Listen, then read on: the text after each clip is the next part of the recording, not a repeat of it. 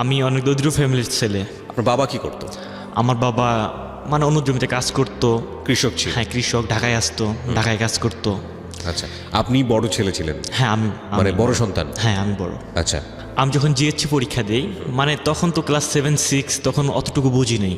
যখন আমি জিএসসি পরীক্ষা দিই তখন থেকে আমার বাবা মারও স্বপ্ন ছিল আমি যখন ভালো রেজাল্ট করি জিএসসি পরীক্ষাতে, যে আমার ছেলের ভালো একটা চাকরি নিয়ে দেবো, ডিফেন্সের চাকরি। এবং আমার বডি ফিগার এখন যেরকম, তখন আরও মানে অনেক মানে ইয়ে ছিল, চওড়া ছিল। এবং প্লাস ক্রিকেট মাঠে যখন গেতাম ছোটোবেলায়, ক্রিকেট খেলতাম, মানে অনেকজন বলতো, নানান সমালোচনা করতাম আমাকে নিয়ে। যে আপনার বাড়ি কোথায়? আমার হোম ডিস্ট্রিক্ট কুড়িগ্রাম, রৌমারী থানা, রতনপুর গ্রাম। ওকে।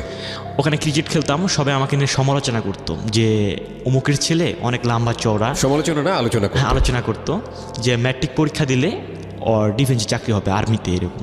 এবং আমার বাবাকেও বলতো, আমার মাকেও বলতো, আমাকেও সবাই বলতো। এবং আমার ছোটো থেকে স্বপ্ন ছিল আমি পুলিশ হব, আমি দেশের জন্য কাজ করব। এবং আমার বাবা মারও স্বপ্ন ছিল যে আমার ছেলেকে ডিপার্টমেন্টে দেবো, এরকম। যখন আমি ক্লাস 9-এ উঠি গিয়েছি ভালো একটা রেজাল্ট নিয়ে, তখন আমার স্বপ্নটা আস্তে আস্তে বড় হয়ে যায় এবং আমার ফ্যামিলিরও স্বপ্নটা অনেক বড় হয়। আমি কমার্স নিয়ে লেখাপড়া শুরু করি, কমার্স নিয়ে। আমার মামা সাজেশন দিচ্ছে যে তুই কমার্স নিয়ে পড়, আমি মামার সাজেশনে কমার্স নিই তখন সে সময়। এবং 9, 10 এবং ম্যাট্রিক পরীক্ষা দিয়েই ভালো রেজাল্ট করি। আপনার বাবা কৃষক ছিলেন? হ্যাঁ। তার তো পড়ানোর সামর্থ্য ছিল এই কৃষিকাজ করে? না, সে আমাদের ফ্যামিলি চালাইতো, প্লাস মানে কোনো আয় করতো না। উনি আমার পিছিয়ে সব কিছু খরচ করতো। এই কৃষিকাজ করে যে পয়সা হতো সেটা আপনার পিছনে? হ্যাঁ, আমার পিছিয়ে খরচ করতো। আচ্ছা। এবং আমাকে মাঝে মাঝে বলতো ডাক দিয়া, যে আতিক তুই আমার ভবিষ্যতের অ্যাকাউন্ট, এভাবে আমাকে বলতো। ভবিষ্যতের অ্যাকাউন্ট? হ্যাঁ, আমাকে এভাবে বলতো। এবং যখন ম্যাট্রিক পরীক্ষা আমি ভালো রেজাল্ট নিয়ে পাশ করি, তখন আমি ইন্টারে আবার কমার্স নিয়ে পড়া শুরু করি। তখন একবার আর্মিতে গেলাম। আর্মিতে যখন আমি যাই, ও আর্মিতে যাওয়ার আগে কিছু কাহিনী আছে। আমার পায়ের একটা আঙ্গুলের সমস্যা ছিল, আপনার নখের একটা সমস্যা ছিল। জি। এখন আমি বাড়িতে বলি, মা আমার এই সমস্যা, যদি আমি আর্মিতে যাই তাহলে তো বের করে দেবো, আমি তো সম্পূর্ণ ফিট, কিন্তু ওটা তো আমার আনফিট। সেই সময় ভাইয়া চৈত মাসের দিন আমাদের আব্বা ঢাকায়, অনেক কষ্ট আমাদের ফ্যামিলিতে সেই সময়, মানে অনেক কষ্ট চলতেছে, টাকা পয়সা নাই একেবারে, আমাদের জমি জমাও নেই একেবারে। এক কাটা এরকম যে জমি আছে ওই পরিমাণে জমিও নেই।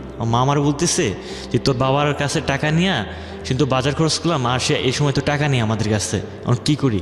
আমার মা অনেক কষ্ট করে আমাদের খাবারের চাউল ছিল, পরে আমার চাউল বের করে দিচ্ছে, যা বাজারে বিক্রি করে তুই ওটা ঠিক করে নেয়, অপারেশন করা লাগে 400 টাকা না 500 টাকা। ওই 400-500 টাকা আমার বাড়িতে ছিল না।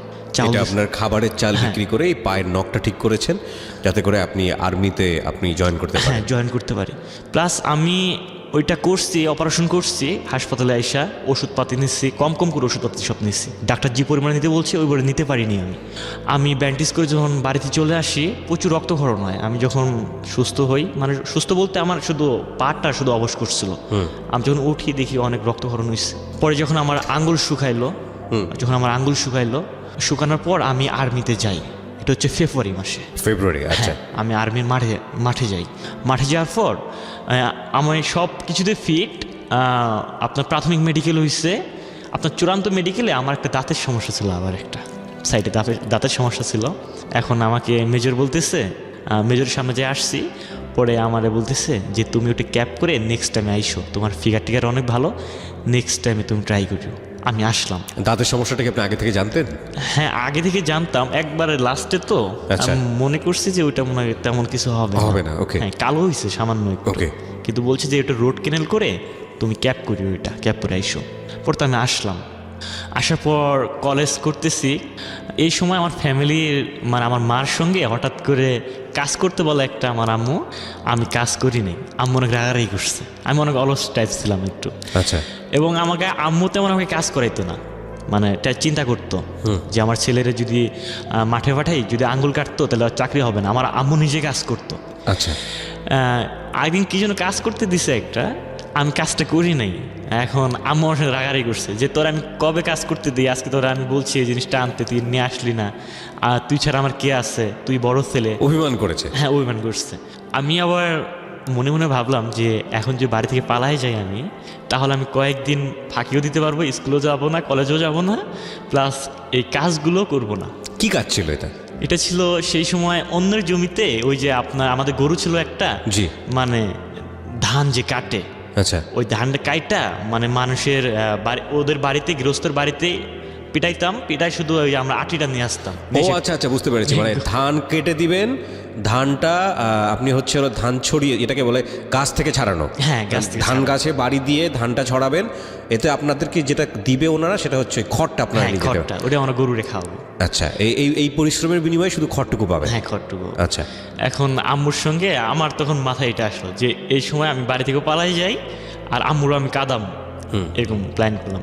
করার পর আমি বিকালবেলা ব্যাগ ট্যাগ নিয়ে আম্মু যখন কই গেছে আমি নিয়ে ব্যাগ নিয়ে পালাই গেছি। ওই প্ল্যানিং করে আমার এক নানু ছিল পাথরের চর বাড়ি, ওটা ছিল আমার নানার চাস্তো বোন, ওখানে বিয়ে হয়েছিল বক্সিগঞ্জ বাজার। জি। ওটা হচ্ছে আপনার পাথরের চর নামে একটা জায়গা, ওদের গ্রাম। বলি যে ওই বাড়িতে যাব। ওই বাড়িতে প্রথমত যাই আমি। যাওয়ার পর পরে নানুর সঙ্গে কথা বললাম যে নানু ভালো আছেন? কয় হ্যাঁ। তুই এতদিন পর আসছস? আমি কই হ্যাঁ। এর আগে ফির নানু আমাদের বাড়িতে আসছিল, আসার পর আম্মুরে বলছে যে ওরে পাঠায় দিও তো আমাদের বাড়িতে। আচ্ছা। এবং আমারও বলছে যে অনেকদিন থেকে যাস না, তুই আমাদের বাড়ি বেড়ায় আসিস। পরে নানুর বাড়ি থেকে নানু ভালো আছেন? কয় হ্যাঁ।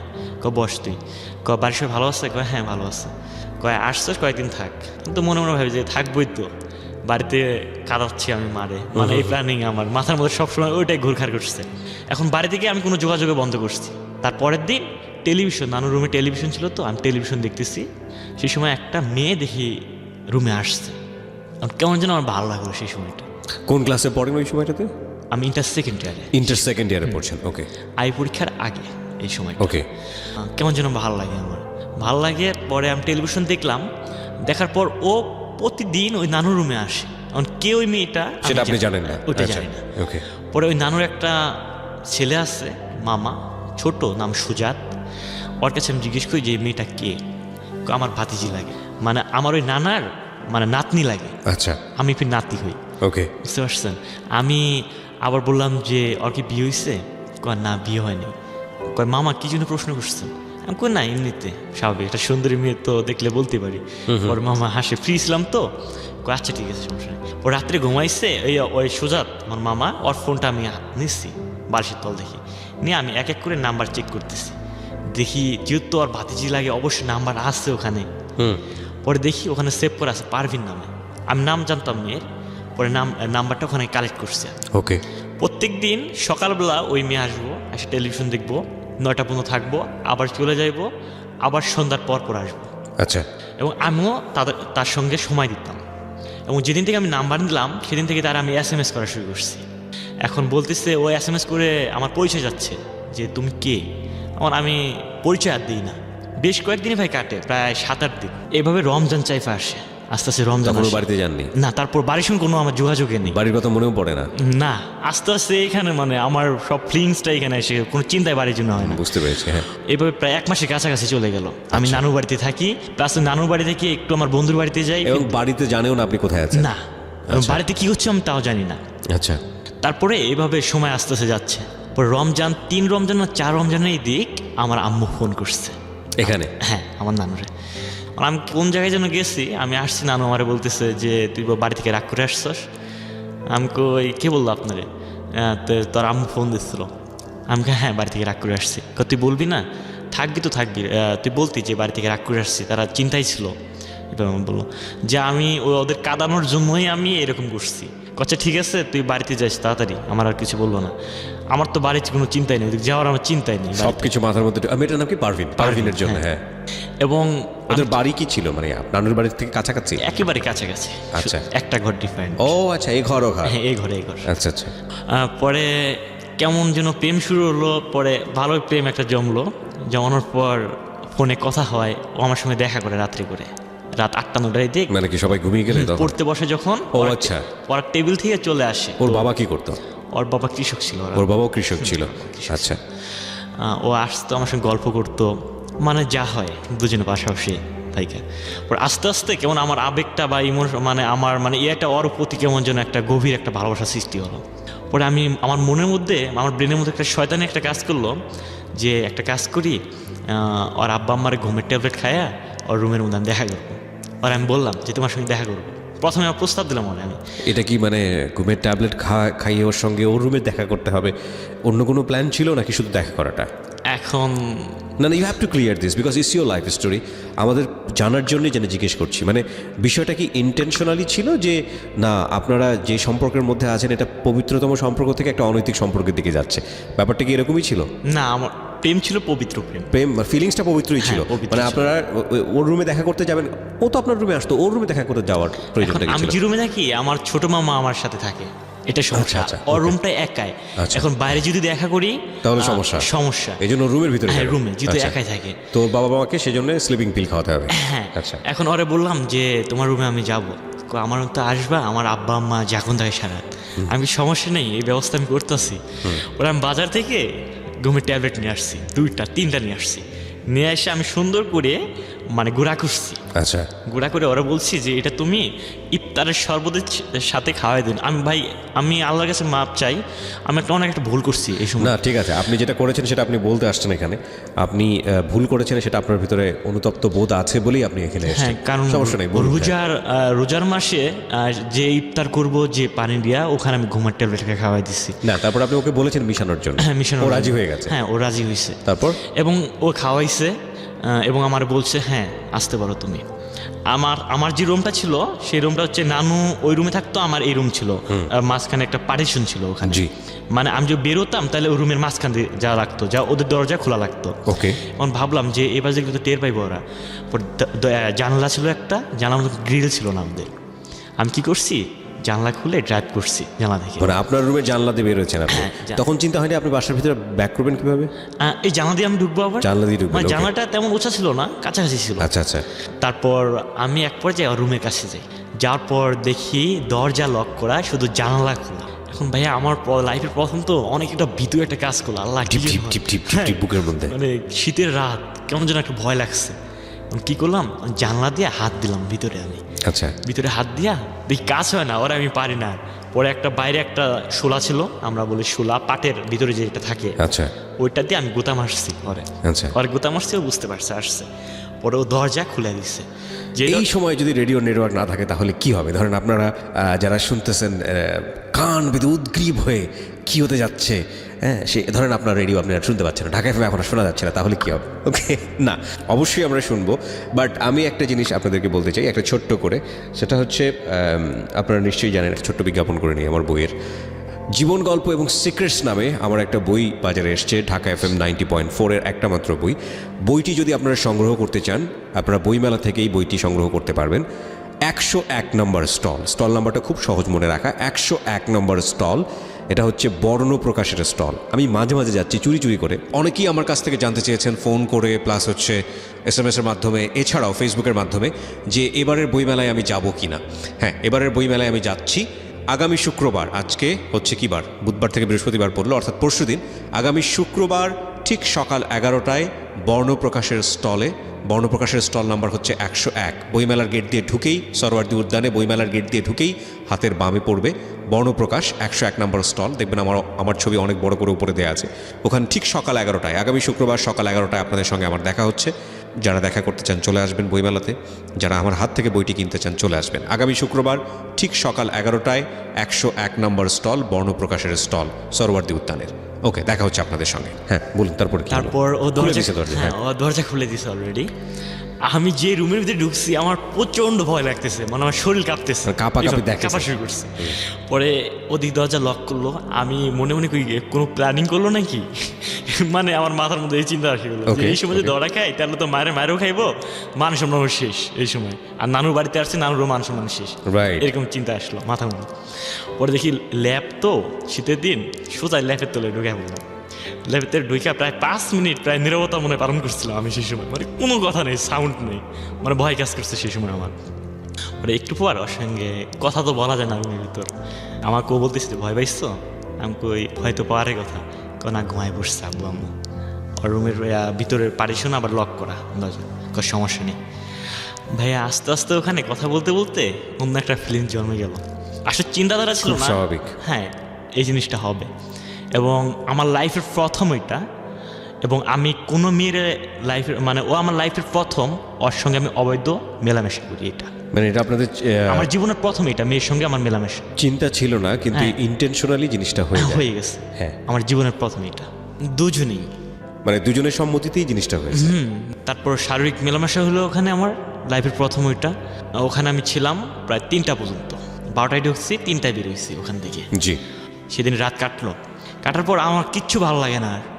বাড়ির চিন্তা ভাবনা তো মোটেও আমার brain এ এক্স্যাক্টলি নাই। আমার সেটাই মাথায় আসছিল যে বাড়ির চিন্তায় যতটুকু ছিটেফোঁটা ছিল এরপর আর থাকার কথা না। হ্যাঁ, আমি অনেক দিন ওখানে থাকলাম। মানে সারাক্ষণ মাথার মধ্যে শুধু হ্যাঁ। এই সম্পর্ক এবং পারফিনের কথা মাথায় ঘুরছে। হ্যাঁ, পারবেন কথা মাথায় Okay. ঘুরতো। এবং সেও নানুর রুমে প্রায় 5-6 বার আসতো। মানে রাখি আপনারা আমি। যেটা বুঝতে পারছিলাম যে খুব স্বল্প সময়ের মধ্যেই বুঝে না বুঝে কাছাকাছি এরকম সুযোগ থাকার কারণে আপনারা র্যান্ডামলি একটা অনৈতিক সম্পর্কে যাওয়ার একটা সুযোগ ছিল এবং আপনারা সেটার ব্যবহার করতেছিলেন। ওকে, অনেকদিন বেশ কয়েকদিন কাটলো এইভাবে। আবার ঘুমের ট্যাবলেট খাওয়াই, ফির 2 দিন পর মানে আবার- রেগুলার আপনারা ঘুমের ট্যাবলেট খেয়ে হ্যাঁ, যাচ্ছেন। ঘুমের ট্যাবলেট খাওয়াই। সে তারপর দিন আবার 4টা নিয়ে আসছিলাম আমি। যে আচ্ছা। নিয়ে আসছি, আবার খাওয়াইছি, আবার মেলামেশা করছি, রুমে গেছিলাম।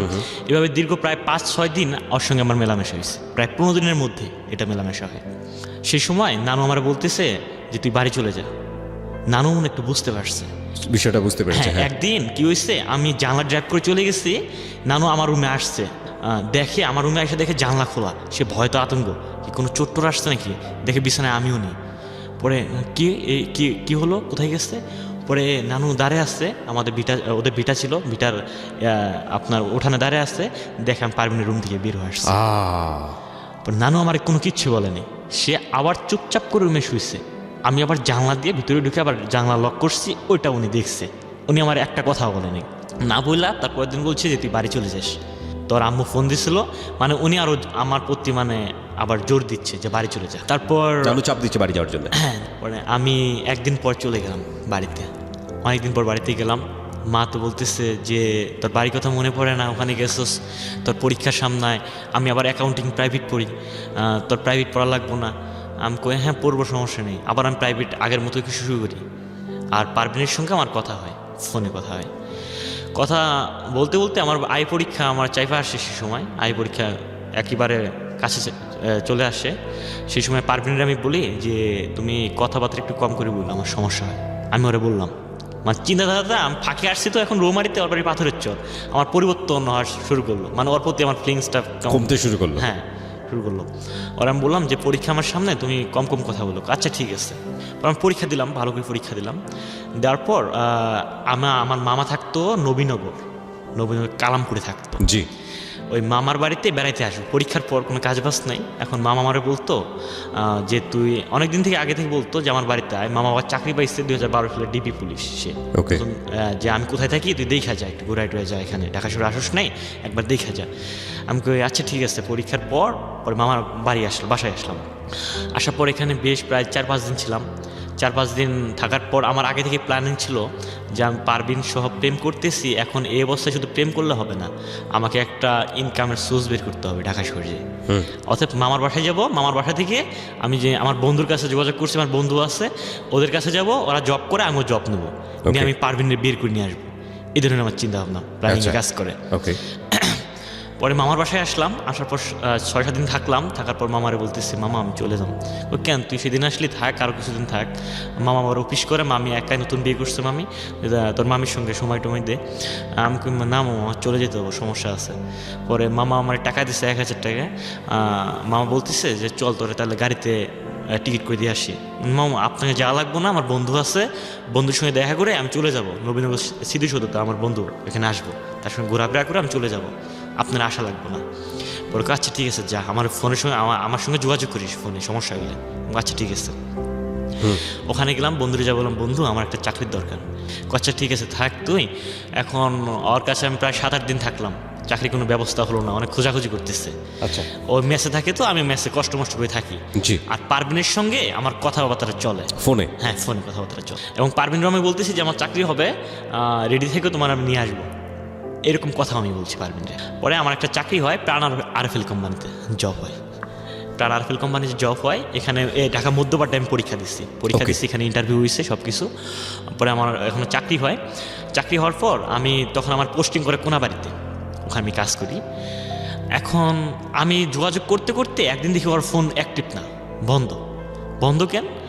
আপনার আর্মিতে আর পরীক্ষা দেওয়া হলো না? না, মানে আর্মিতে পরীক্ষা বলতে আর্মি এখনো দিন চাইফা আসেনি। আচ্ছা, অ্যাপ্লাই করে রাখছেন, ওরা এখনো ডাকেনি? এখনো ডাকে নেই, তারা SMS করেনি ফোন। একদিন ওর ফোন অ্যাক্টিভ পাচ্ছি না, আমি প্রায় 3-4 দিন অ্যাক্টিভ পাচ্ছি না, কি হলো? পরে আমি ডাইরেক্ট মামারে ফোন দিলাম, মানে ওই যে সুজাত, যে ওর ইয়া হয়, আপনার চাচা হয় সম্পর্কে, ওর ফোন দিলাম যে পারভিনের ফোন অ্যাক্টিভ না কেন? ও আমার বলতেছে যে পারভিন তো বিয়ে হয়েছে। পারভিন তো বিয়ে হয়েছে। আমি কবে হয়েছে? কেন? এই ঈদের মধ্যে হয়েছে। আমি আবার ঈদের পরে আপনার কোনাবাড়ি চলে আসছি। মানে কি আপনার সঙ্গে কথাবার্তা হতো, তার হঠাৎ করে বিয়ে হয়ে গেল, আপনি কিছু জানলেন না? না, আমার কোনো কিচ্ছু বলেনি। পারভিন নিজেও কিছু বলে না, কোনো কিচ্ছু বলেনি এর মধ্যে। শুধু ওর সঙ্গে কথাবার্তা চলতো যে আমি আমার চাকরি করে তোমার নিয়ে আসবো। আচ্ছা ঠিক আছে। হঠাৎ করে দেখি ফোন অ্যাক্টিভ, আপনার Inactive? অ্যাক্টিভ না, হ্যাঁ ইনঅ্যাক্টিভ। পরে এরকম 3-4 দিন চলে যায়। তারপর আবার আমি মামার কাছে ফোন দিই, ওই যে আচ্ছা, সুজাতের, তারপরে জানায় যে বিয়ে হয়ে গেছে। হ্যাঁ, আমি তাও ওর কাকারে সরাসরি বলি নাই যে পারভিনের কি হয়েছে, আমি ইঙ্গিতের মাধ্যমে ওরে বললাম, আচ্ছা, আচ্ছা, ওনারে okay, বললাম যে okay. উনি বললো যে পারভিনের বিয়ে হয়েছে।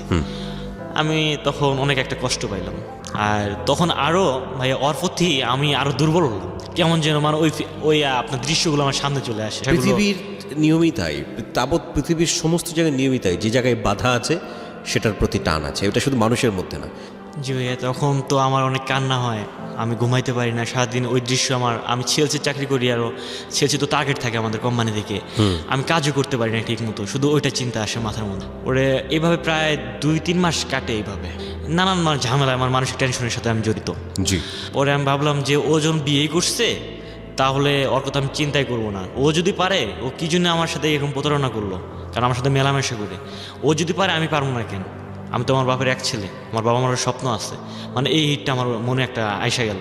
আমি কী করলাম, আমার ফোনটা যেটা, আমার সিমটা যে ছিল ওইটা ভেঙে ফেলছি সরাসরি, এই সিমে আমি রাখবো না। পরে আমি সিম ভেঙে ফেলার পর আমার ভালোই দিন কাটছিল।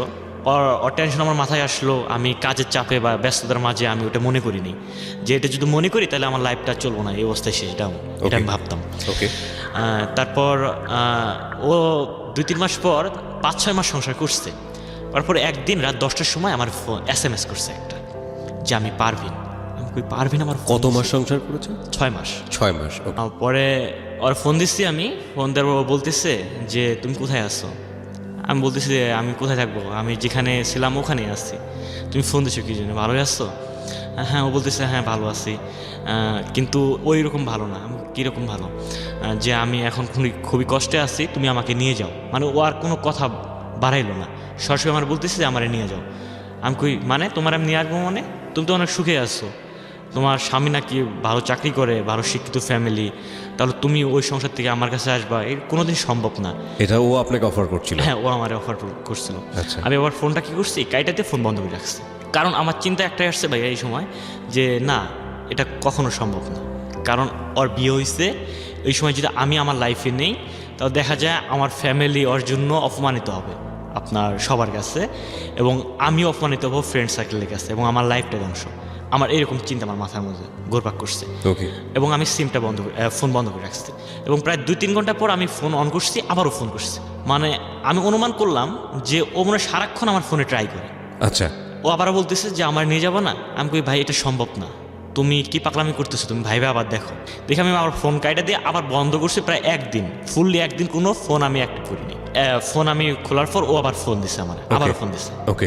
তারপর বলতেছে তুমি আমার কথা শুনবা না, তুমি যদি আমাকে না নিয়ে যাও আমি কোনো বিষ খাবো। আমাকে কী হয়েছে? তখন আমি মাথাটা স্থির করে শুনলাম যে কী হয়েছে এমন, ও আসতে চাই কেন, একটু শুনি। আর বলতে কী হয়েছে তোমার? যে আমার সমস্যা। তোমার কি সমস্যা?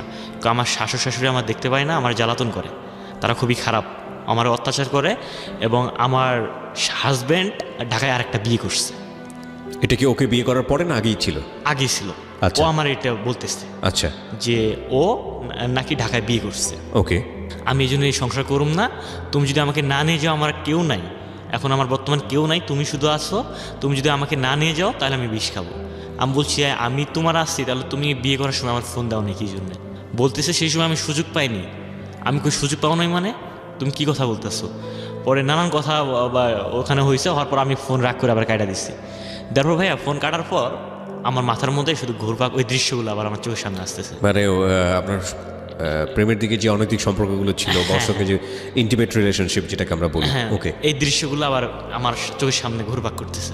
আমি আবার ভাবলাম যা কি হয়েছে দেখি, আবার ফোনটা ওর ফোন দিই, আমি কি অবস্থায় আছে আবার শুনি। আবার ফোন খুলে আবার ফোন দিচ্ছি ডাইরেক্ট। যে বলো তোমার এখন কি সমস্যা, কি করতে পারি তোমার জন্য, যে আমার জন্য কোনো কিছু করতে হবে না, তুমি আমাকে নিয়ে যাও ঢাকায়, নিজে তোমার কাছে রাখো। পারভিন বলছে এটা? হ্যাঁ, পারভিন বলতেছে। তখন আমার যে মাথার মধ্যে যে মানে ইয়াগুলো কাজ করছিল তখন আর কাজ করতেছে না, তখন পারভিনের প্রতি আমি দুর্বল হয়ে গেলাম। ওই আমার দৃশ্যগুলো চোখের সামনে ঘুরপাক করছে আর প্রতি আমি দুর্বল হয়ে গেলাম। তখন আমার ফ্যামিলির কথা মনে আসতেছে না, আমার চাকরির কথা মনে আসতেছে না, আমার লাইফ যে একটা আমার লাইফ এখনও সেট হয়নি ওই দিকে আমার মনে হইতেছে না। এখন আমার মনে হচ্ছে যে আমি প্রাণ কোম্পানি চাকরি করতেছি, এখন এই সময় আরে নিয়ে আসলে আমি খাইতে পারবো, 12,000 টাকা স্যালারি পাচ্ছি, এর মধ্যে ওরও চলবো আমারও চলবো। ওকে, এটাই আমার মাথার মধ্যে ঘুরপাক খাচ্ছে। এখন বললাম আচ্ছা ঠিক আছে, তাহলে আজকে তো স্যালারি দিব না, 10 তারিখে 11 তারিখে স্যালারি দিব, আমি স্যালারিটা নিয়ে রাত্রে আমি চলে যাবো। আচ্ছা ঠিক আছে। তারপর আমি স্যালারি পাইলাম, স্যালারি পাওয়ার পর আমাদের স্যালারিটা প্রাণ কোম্পানিতে 1 তারিখে দেয়, কিন্তু আমার বেতনটা হ্যান্ড ড্রাফট করছিল, আমার টার্গেটটা পূর্ণ হয়নি, জি, এই জন্য 11 তারিখে বেতনটা দিচ্ছে আমার। আমি পরে বেতন নিলাম, নেওয়ার ফোন দিছি যে আমি তো বেতন পাইছি, তাহলে আমি টিকিট করলাম, তুমি বের হয়ে থাকো। এটা বিকালবেলা কথা হলো। ওকে, আচ্ছা ঠিক আছে, আমি বের হবো, আমি তো বাড়ি থেকে যাইতে পারবো না, তাহলে আমি এক দাদুর বাড়িতে, নানুর বাড়ি ওর, এটা হচ্ছে বক্সিগঞ্জ না, ওটা ডিগ্রিচর বাজার, যে আমি ওখানে আসি, তুমি আইসা রাত্রে আমার ফোন দিও, আমি ওখান থেকে তো বের হয়ে যাবো, তোমার সঙ্গে বাইরে হয়ে যাবো। আচ্ছা, আমি আচ্ছা ঠিক আছে। কথা মতো কাজ শুরু হলো। তারপর আমি টিকিট করলাম নাবিল গাড়িতে, আর রাত 3টার সময় আমি ওই ডিগ্রির চরে নামলাম। নামার আমি ফোন দিছি যে পারভিন আমি তো নামছি, তাহলে তুমি তো বের হইছো? হ্যাঁ আমি ওকে, সব কিছু আছে, আমি তো দাদুর বাড়ি চিনি না, কাকার বাড়ি উঠে আমি চিনি না। ও আমার বললো কি যে তুমি উত্তর দিকে হাঁটো মেন রাস্তা দিয়া, দেখো আমি মেন রাস্তায় দাঁড়ায় আছি, তুমি যেখানে আসো ওখান থেকে আমি 2 মিনিট পরে আমি, মানে ও আমাকে এই কথাটা বললো। ওকে, আমি আবার কি করলাম, ওখান থেকে হাঁটা শুরু করলাম। হাঁটতে ভাই আমার ফোন গেছে বন্ধ হয়ে।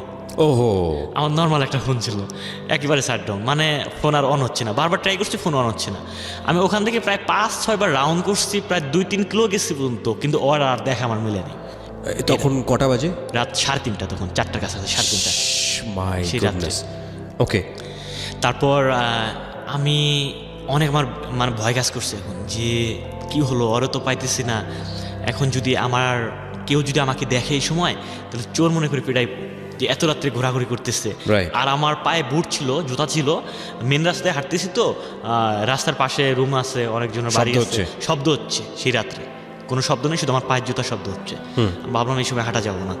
সেই সময় দেখি একটা মসজিদ পাশে, ওরা যে যদি আল্লাহর ঘরে ঢুকি তাহলে কেউ কিছু করতে পারবো না, বলতে পারবো না, আমি তাহলে মসজিদের ভিতরে ঢুকি। তারপর আস্তে করে মসজিদের ভিতরে ঢুকলাম। মসজিদের ভিতরে ঢুকে দেখি কেউ শুয়ে আছে, একটা সিরা, ওইটা হচ্ছে আপনার বস্তা, আচ্ছা, বস্তা শরীরে দিয়ে শুয়ে আছে। আমি তো প্রচুর ভয় পাইছি, আল্লাহ কে যেন শুয়ে আছে।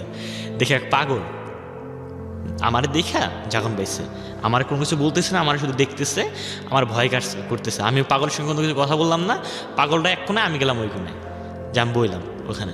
আমার প্রচণ্ড ভয় কাজ করতেছে সেই সময়। ভয় পরে এখানে 4টা 4:30 ওই দিক, যখন আপনার ফজর আজান দেবো, তখন মসজিদের ইমাম আসলো চইলা। ওকে, আসার পর আপনার ইন দ্য মিনটাইম চিন্তা হচ্ছিল না যে পারভিন কোথায় কি করতেছে? হ্যাঁ, কাজ হয়েছিল, কাজ করতেছি সেই সময়। আমার প্রচুর টেনশন হচ্ছে, এবং ফোন আমি বারবার খুলতেছি, মানে ফোন আমি বারবার ট্রাই করতেছি। এটা কি ফোন বন্ধ হচ্ছে কি, মানে ফোন ব্যাটারি অফ হয়ে গেছে নাকি ফোনে ঝামেলা? না, ব্যাটারি সমস্যা। ওকে, বারবার অন করতেছি, ফোন অন হচ্ছে না।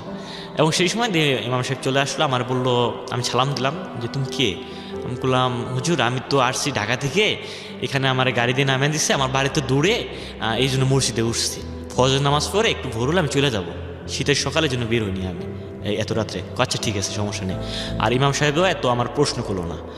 নামাজ টামাজ শেষ করে পরে আমি বিসমিল্লাহ বলে ফোনটা আমি বাটনে চাপ মারছি, দেখি ফোন অলরেডি অন হয়ে গেছে। ওকে, ব্যাটারিটা ছিল নর্মাল ব্যাটারি, একবার অন হয় একবার অফ হয় এরকম। ওকে, চার্জ হয়ে আসছে। পরে আমি পারভিনের তখনই ফোন দিছি যে পারভিন, ও কাদা শুরু করছে, তুমি আমার এত বড় ফাঁকি দিলা, তোমার জন্য আমি প্রায় 1 ঘন্টা দাঁড়িয়েছিলাম মেন রোডে, মানে অনেক কাদা শুরু করছে যে আমার তো অবস্থা খারাপ করবো আজকে, আমি তোমার জন্য বের হয়ে আসছি, এখন যদি তোমার সঙ্গে আজকে আমি না যাই তাহলে তো আমার ফ্যামিলি, আমার শাশুড়ি বাড়ি থেকে রাগ করে আসছি। এবং ওর এখানে একটা সমস্যা ছিল, ও যখন ওর শাশুড়ি বাড়ি থেকে রাগ করে আসছে ওদের বাড়ি থেকে ওর নানুর বাড়িতে আসছে, দাদুর বাড়িতে নানুর বাড়ি, ওখানে রাগ করে আসছে। ওর আব্বু আম্মুরে বলেনি, ওর আব্বু আম্মু পরে ফোনে যোগাযোগ করে দেখে যে ওর কাকার বাড়িতে না খালুর বাড়িতে, ওই নানুর বাড়িতে আসছে। আচ্ছা। ওটা কি সম্পর্ক হয় আমি জানি না। ওই বাড়িতে আসছে এবং পারভিন বলতেছে যে তুমি যদি আমাকে না নিয়ে যাও আজকে, তাহলে কালকে সকালবেলা কাকারা এসে আমাকে মায়েরা ফেলাবো, যেহেতু হাজবেন্ডের বাড়ি থেকে কাকারা আসছে। ওকে ওকে। আমি কই তোমার চিন্তা নাই, আমি মসজিদে নামাজ পড়ছি, এখানে আমার ফোনের সমস্যা হয়েছিল, আমি এখানে আসি, তুমি আসো। কয় তুমি ওখানে থাকো না, তুমি আবার ওই রাস্তা দিয়ে হাঁটা শুরু করো, আমি আসতেছি, হাইটা হাইটা আসতেছি। আমাকে আচ্ছা তুমি আসো। পরে শীতের মধ্যে দেখি ও আসতেছে, ও আয়সা বলল যে চলো। এখন আমি ওরে বললাম যে মানে আমার ভাই সে সময়টা অনেক ভয় কাজ করছিল, প্রচণ্ড ভয় লাগতেছে যে কী যেন হয়। এই শীতের সকালে একটা মেয়েরে নিয়ে যাইতেছি আমি, কে যেন কি বলে, আর এই মেয়েরে বা কে চিনে, হয়তো বা চিনতেও পারে কেউ, আমারে হয়তো বা চিনে না, আমার বাড়ির রৌমারি, কিন্তু ওর বাড়িতেও ওখানে পাশাপাশি, হয়তো বা কেউ চিনতে পারে এরকম। তারপর ওরা আমি বললাম যে তুমি আমার পিছে থাকো, আমি তোমার আগে থাকি, কেউ যদি মাইন্ড না করে, আর কেউ যদি মানে ওইরকম আমার মানে ওরা আমি এই প্রস্তাবটা দিলাম যে তুমি পিছে থাকো অনেক। এভাবে হাঁটা শুরু করলাম, 5-10 মিনিট গেলাম, দেখি মানুষ আমার ফলো করতেছে, দুজনে ফলো করতেছে। আচ্ছা। তারপর ওর আমি বললাম যে তুমি আমার কাছে আসো, তুমি কাছে আসো। ওর নাকে নাক ফুলছিল, বললাম তুমি আমার কাছে আসো, আমার হাত ধরো। এমনভাবে যাবো দুজনে হাজব্যান্ড ওয়াইফের মতো। ওকে। কে যদি ভাবেও মনে করে হাজব্যান্ড ওয়াইফ কই যেন যাচ্ছে, আর এইভাবে যদি দূরত্ব থাকি দুজনে, তাহলে মাইন্ডটা বেশি করে। এভাবে চলতে থাকলাম, হাঁটা শুরু করলাম। ভাই কোনো গাড়ি ঘোড়া পাইনি এখনো, শীতের সকালে এত মানে এখনো গাড়ি ঘোড়া আসেনি ওখানে। আর আমার তো সেই ক্লান্ত বোধ হচ্ছে, সারাদিন মার্কেটে চাকরি করছি, সন্ধ্যাবেলা আমি নিজে পাক করে খাইতাম, কোনো বাড়িতে কোনো বোয়া ছিল না, পাক করে খাওয়া দাওয়া অমনি আমি গাড়িতে জার্নি করে গেছি সেই রাত্রে, এবং আমার প্রচুর আমার শরীর খারাপ লাগতেছে। সে সময় গাড়ি ঘোড়া পাইতেছি না, অরণ্যে হাঁটতেছি। এমন সময় দেখি একটা সিএনজি আসতেছে, সিএনজি দাঁড় করাইলাম যে আমার দাদের বক্সিগঞ্জ বাজার নিয়ে যান। আচ্ছা ঠিক আছে চলেন। পরে আমাদের বক্সিগঞ্জ বাজারে নামাই দিল। ওখানে নামায় আমি আর চলতে পারছি না, আমি ওরা বললাম যে হোটেলে চলো, হোটেলে ফ্রেশ হয়ে খায় লই। আমি তো আসছি অনেক দূর, ওদের বাড়ি থেকে অনেক দূর আসছি, যে এখন আর সমস্যা নেই, আমার মনে এই কাজটা করতেছে, এখন আর সমস্যা নেই। পরে হোটেলে গেলাম, হোটেলে যা খাওয়া দাওয়া করলাম, ভাত খাইলাম ওখানে। খাওয়া দাওয়ার পর আমার ঠোঁট ফাটছে, মেরিল নিয়ে আসলাম, নিয়ে আসে ওরাও ঠোঁটে দিলাম লাগাই, আমি লাগাইলাম ঠোঁট। তারপর খাওয়া দাওয়া শেষ করে বের হয়েছি। বের হওয়ার পর গাড়ির স্ট্যান্ডে হাঁটতেছি, সেই সময় আমার পিছন থেকে কে যেন কলার ধরছে, কলার চেপে ধরেছে।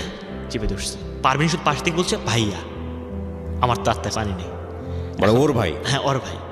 এখন আমারে বলতেছে যে তুমি কে? আমাকে আমার বাড়ি রৌমারি। কি তোমার আব্বার নাম? আমার আব্বার নাম বললাম যে আমার আব্বার নাম লাল মিয়া। তারপর বলতেছে তুমি কোথায় থাকো? আমি গাজীপুর কোনাবাড়িতে থাকি। কে তুমি যে কত বড় একটা ভুল করতেছো, অন্যের বোর্ডে নিয়ে ঘুরতেছো, এটা তোমার অপরাধ না? আমি কই ঘুরতেছি না তো, আমরা ঢাকায় যাচ্ছি। কই কেন? আমি কই ওরা আমি বিয়ে করব। সরাসরি কথা বললাম। ওর আপন ভাই? হ্যাঁ আপন ভাই। ওর আপন ভাই ওখানে কোত্থেকে আসলো? ওর আপন ভাই নেক্সট টাইমে আমি শুনলাম নাকি ওর আপন ভাইরে কে যেন নিউজ দিছে যে তোর বোন রাগারাগি চলে গেছে।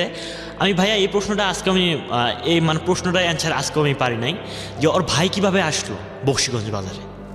আজকেও মেলাইতে পারিনি যে ওর ভাই কিভাবে আসলো বক্সিগঞ্জ বাজারে। এবং পারভিন আমাকে যা অ্যান্সার দিল নেক্সট টাইমে, পারভিন বলতেছে যে ভাইয়ারে কে যেন বলছে, তোমার সঙ্গে যে ফোন দিয়ে আমি যোগাযোগ করছি ওটা হচ্ছে দাদুর ফোন। ওই দাদু মনে বুঝতে পারছে, ওই দাদু মনে ভাইয়ারে ফোন দিছে, দিয়ে ভাইয়া আসছে। এবং ওর ভাই আমার বলতেছে কি যে তোমাদের জন্য আমি খুব সন্ধ্যায় বেরোইছি কোনাবাড়ি থেকে, ওর ভাইয়া কোনাবাড়ি কাশিমপুর থাকে, ওখানে আমি সন্ধ্যায় বেরোইছি, সারা রাত তোমাদের জন্য আমি স্টেশনে পহরা দিয়েছি, তোমরা কখন আসবা। কিন্তু তুমি তো হয়েছিলে আমি জানি না, কোন ছেলের সঙ্গে পারভিন ভাগতেছে এইটুকুই আমি জানি। তো ওর ভাই জানে মানে হচ্ছে, পারভিনের ভাই জানে মানে হচ্ছে, তো পারভিনের শ্বশুরবাড়ির লোকজনও জানার কথা। নেক্সট টাইমে জানছে। তখনও জানে না? না তখনও জানে। তো ওর ভাই জানলো কিভাবে? ওর ভাইকে খবরটা দিয়েছে কে? ওর ভাইয়ের খবর নাকি দিচ্ছে ওই যে পারভিনের দাদু। তার মানে পারভিন সেই সময়টাতে শ্বশুর বাড়িতে ছিল না যখন পালিয়েছে? ওকে। পারভিন ওর আব্বার বাড়িতে আসছে, ওর আব্বার বাড়ি থেকে ওর নানুর বাড়িতে না চাচার বাড়িতে আসছে রাগ করে, ওখান থেকে আমার সাথে পালায় আসছে। ওকে। তারপর আমাদের একটা স্কুল মাঠ ছিল ওখানে, ওই স্কুল মাঠে নিয়ে গেল দুজনরে। নিজে আমার বলতেছে যে তুমি তো একটা বিশাল একটা অপরাধ করছো, তুমি যে পারভিনরে বিয়ে করবা এর আগে তো বলতে পারতা আমারে, এর আগে তো বলতে পারতা যে পারভিনরে আমি ভালোবাসি, পারভিনরে আমি বিয়ে করুম, তো পারভিনরে তোমার কাছে আমি দিতাম। এরকম কথা বলে আর কোনো কিছু বললো না। তখন আমি অনুমান করে নিতে পারলাম যে তোর বোন, এই জন্য উনি হইচই করলো না, যেহেতু মান ইজ্জতের ব্যাপার আছে, সম্মানের ব্যাপার আছে ওখানে। ও আমাদের নিয়ে বকশিগঞ্জ বাজারে আইসা এক লেগুনও নিল, নিয়ে আপনার লেগুনের কী যেন বললো, একটা অনেক দূর একটা বাজারে নামাই দিল, আমাদের 3 জনরে নামাই দিল। তারপরে দেখি আরও লোকজন আসলো, ওখানে আরও 5-6 জন লোক আসলো। আসার পর আমার হাতটা পুরোটাই ছাড়া, আমার কোনো হাতটা ধরে নেই, তারা আমি ফ্রি ছিলাম, আমি সেই সময় খোলা ছিলাম। তারপর আমার ওর খালুর বাসায় নিয়ে গেল, নিজে আর বলতেছে, আমার খালু বলতেছে যে ওরে বান্ধে, মানে আপনাকে বলছে বান্ধার জন্য? মানে পারভিনের ভাইরে বললো যে ওরে বান্ধিক। এখন ওর ভাই আমার সঙ্গে প্রচুর রাগারাগি করতেছে, এবং রাগারাগি করে পারভিনরা অনেক মারধর করছে সেই সময়। পারভিনরাও অন্য রুমে নিয়ে অনেক মারধর করতেছে, পারভিন কাঁদতেছে, এটুকু আমি অনুমান করে নিতে পারলাম। এখন পারভিনের খালু আসে বলতেছে যে কি হয়েছে। এখন পারভিনের খালু আসে আমাকে প্রথম প্রশ্ন করছে যে তুমি কী করো? আমি জব করি। কোথায়? প্রাণ কোম্পানিতে জব করি। কী হয়েছে? তুমি তো বের করে নিয়ে আসছো মেয়েরে, তাহলে মেয়েরে বিয়ে করতে হবো।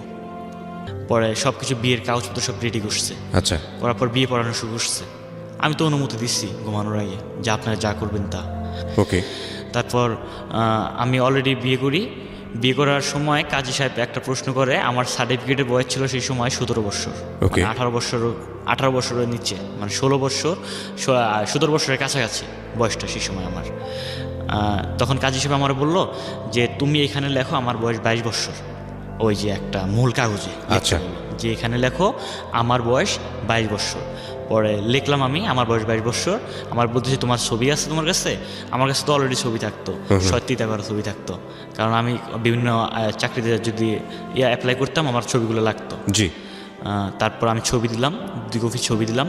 তারপর বিয়ের কাজ শেষ হলো, সম্পূর্ণ হলো। তারপর আমি ওই রাতটা ওখানেই ছিলাম, ওদের খালুর বাসায় ছিলাম। সকালবেলা আমার ফোন দিছে, পারভিনের দ্বারা ফোন পাঠিয়ে দিছে। আমি ফোন কাছে পাইছি, ফোন অন করার সঙ্গে সঙ্গে আমার আম্মু আমার ফোন দিছে। আমার আম্মু তো ফোন দেয় না, আমার মামা ফোন দিছে, ছোটো মামা, আর আপনার ছোটো মামা। ও ফোন দিছে, ও ফোন দিয়ে বলতেছে মামা আপনার কী খবর? আমি কি মামা সব তো কমপ্লিট হয়ে গেছে। কি কমপ্লিট হয়েছে? আমাকে বিয়ের কাজ কমপ্লিট হয়েছে। আমার মা শুনছে, আমার মা হাপিল হয়ে গেছে, মানে অজ্ঞান হয়ে গেছে, সেন্সার মাথায় নেই। তারপর ডাক্তার নাকি নিয়ে এসে স্যালাইন লাগাইছে। নেক্সট টাইমে যা জানলাম আমি, মামা আমারে বললো ফোন করে। তারপরে আমার নানা তখন আমার মারে বলতেছে নাকি যে ওই ছেলের দরকার নাই, ও নাতি ত্যায্যপত্র করলাম, তুই ওই ছেলে ত্যায্যপত্র কর, যে আমাদের কথা মানলো না, আমাদের এক মুহূর্ত ফোন দিল না দিয়ে ও একাই বিয়ে করছে, আমরা চলে যাই, ওই ছেলে আসে তুই বাদ দে। তখন নাকি আমার মা আমার নানারে কোনো কিচ্ছু বলে নেই ভাইয়া। এখানে আসলে আমার অনেক কান্না আসে এই কথাটা যখন আমার স্মরণ হয়। আমার মা শুধু সেলাইন অবস্থায় বলছে যে আমি এই সব কিছু বাদ দিলাম, আমার ছেলেরা অনেক দিন থেকে আমি দেখি না, শুধু আমার ছেলেরা আমি একটা নজর দেখে আমি চলে যাব, মানে সেলাইন লাগানো অবস্থায় বলতেছে। আর নানা বলতেছে যে ওই ছেলেকে তুই ত্যায্যপুত্র কর। আমার মা শুধু এই কথাটাই বলছে, কথা বলে আমার মা হাফিল হয়েছে, আর কথা বলতে পারে না সেলাইন লাগানো অবস্থায়। তারপর আমার মামা আমার ফোন দিছে, দিয়ে বলতেছে যে আপনার মা এরকম শুরু করছে, তোমার মুখ দেখতে চাইছে, তুমি তাড়াতাড়ি তোমার ওয়াইফরে নিয়ে তুমি বিকালে চলে আসো, এভাবে বলতেছে। পরে আমি বিকালে পারভিনের খালুর বাড়ি থেকে, পারভিনের ভাই ছিল বড় ভাই, ও সহ আমি সহ পরে ওই নানুর বাড়িতে গেলাম। মা যা দেখি ভাইয়া, মানে অনেক অসুস্থ, সেলাইন লাগানো অবস্থা। আমার তো চোখ থেকে পানি বেরোচ্ছে তখন মা যে শুনছে যে আমি আসছি, মা সেলাইন খুলে আমার জড়ায় ধরছে যে তোর কতদিন থেকে দেখি না, আমি যে বিয়ে করছি এইসব, মানে মার কোনো সেন্সে কাজ করতেছে না। বলতেছে তোর আর কতদিন থেকে দেখি না, তোর মুখ শুকায় গেছে, তুই অনেক ছিলি, তোর মুখ কালো হয়ে গেছে, মানে অনেক কথা বলতেছে, আর আমার চাপায় ধরছে। মানে আমি তো বিয়ে করছি, মা এই কথা বলতেছে না, শুধু মা মানে আমার কথাই বলতেছে শুধু। তারপর মারা জড়ায় ধরে আমিও কাঁদলাম। পরে মা অনেক কাঁদাকাটি করলো, কাঁদাকাটির পরে নানু আমার এক রুমে ডাইকা নিয়ে গেল। নানু আমার বলতেছে যে বিয়েজন করছস, ভালো কাজ করছস, তোর শ্বশুরবাড়িতে 2-3 দিন থাক আমার বাড়িতে চলে আসিস। আমার নানু আমার এই কথা বললো। আমি বললাম আচ্ছা ঠিক আছে। পরে মা যাইতেই চায় না, পরে নানু মারে নিয়ে গেছে, মা মারা ছিল সেলাইন লাগানো অবস্থায়, সেলাইন সহ নিয়ে গেছে যে এক মুহূর্তে এখানে থাকবো না, যদি থাকে আর ফিট হয়ে যাবো, এগুলো দেখবো আর ফিট হয়ে যাবো। কারণ পারভিনের বাড়ি ছিল ওই নানুর বাড়ির সাথে প্রায়। তারপরে মারে স্যালাইন অবস্থায় গাড়িতে নিয়ে যায়। আমি 2-3 দিন আমার শ্বশুর বাড়িতে থাকি। থাকার পর আমি আবার আমার নানুর বাড়িতে চলে যাই। আমার আপন বাড়িতে যাই না, আর ওদিকে যাই না, আমার নানু বাড়িতে যাই। ওখানে আমার আব্বা তো ঢাকায়, জি। তখন আমার আব্বা ঢাকায়। আমার মা চলে আসে আমার নানু বাড়িতে। আসার পর সব মামারা বসে আমারে বলতেছে, তুই যদি ওই মেরে নিয়ে খাস তাহলে তোরে আমরা আজ থেকে ত্যায্যপুত্র করব, আর তুই যদি ওই মেরে ভুলাই যাস তাহলে যে কোনো বিনিময়ের কারণে হোক আমরা ওই মেরে রাখবো না। এটা হচ্ছে আমার ফ্যামিলির কথা, আমার ফ্যামিলি বলতেছে। ওকে। এখন আমি সেই মুহূর্তে ভাইয়া আমি কি অ্যান্সার দেবো তাদের কাছে? এক দেখি আমার মা অসুস্থ, এক দেখি ও। এখন আমি কি বলবো এখানে? আমি কোনো মতামত তাদের দিই না। লাস্টে আমি একটা কথা বলে আসি, ঠিক আছে আপনারা যা করবেন তাই, আমি তাই রাজি। এই কথা বললে আমি তারপরের দিনে আমার শ্বশুরবাড়িতে চলে আসি। মানে আপনি পারভিনের ওখানে চলে আসলেন? পারভিনের ওখানে আসি। আসার পর ওখানে আমি আরও 2 দিন থাকি। পারভিনের সাথে? হ্যাঁ, পারভিনের সঙ্গে থাকি। তারপর ওখানে আমি আরও 2 দিন থাকি। থাকার পর আমি ঢাকায় চলে আসি। ওখান থেকে আমার শ্বশুরবাড়ি থেকেই আমি ঢাকায় চলে আসি। ঢাকায় চলে আসার পর ওই পারভিন সহ আমার কন্টিনিউ ফোনে কথা হয়। এভাবে প্রায় আমাদের 2-3 মাস চলে যায়। চলার পর একদিন হঠাৎ করে আমার শ্বশুর আব্বা মারা যায়। আমার শ্বশুর ছিল ক্যান্সার আক্রান্ত, সে মারা যায়। আমি আবার আমার মারে ফোন দিই, তখন আমি চৌরাস্তায়। তখন মারে ফোন দিই, মা আমার শ্বশুর তো মারা গেছে, আমি কি যাবো আমার শ্বশুরকে মাটি দিতে? আমার মা আমাকে তাও বলেনি যে যেটা তোর ভালো হয় ওইটা তুই কর। আমি 12টার সময় গাড়িতে চললাম, যাইতে যেতে আমার রাত বাজলো 10টা। আমার জন্য তারা আর ওয়েট করলো না, তারা মাটি দিয়ে দিচ্ছে অলরেডি আমার শ্বশুরে। ওকে।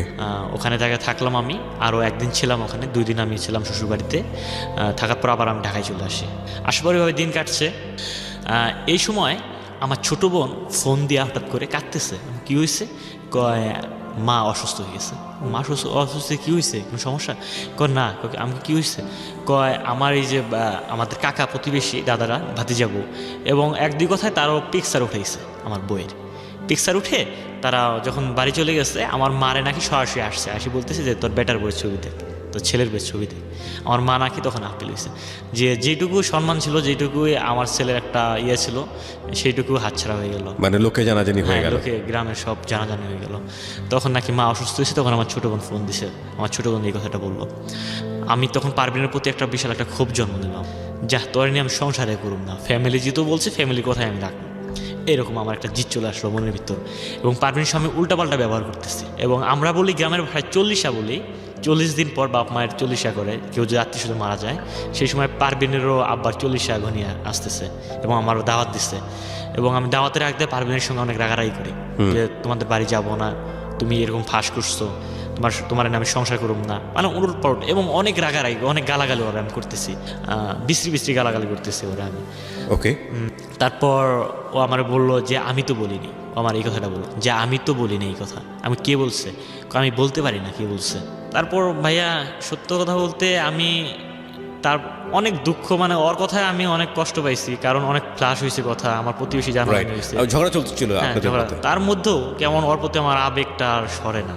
যেহেতু লাইফের প্রথম আর বিয়া, আমার আবেগ ওর প্রতি আরও মানে সরে না। এখন মা আমারে বলতো যে তোর ইচ্ছা, তুই কি তোর যেটা ভালো হয় ওইটা। মা আমার ফির ওই প্রশ্নটা আবার করছে, অ্যান্সার দিচ্ছে। তার ফাঁকে আমার আব্বা ঢাকা থেকে আমার ফোন দিছে হঠাৎ করে।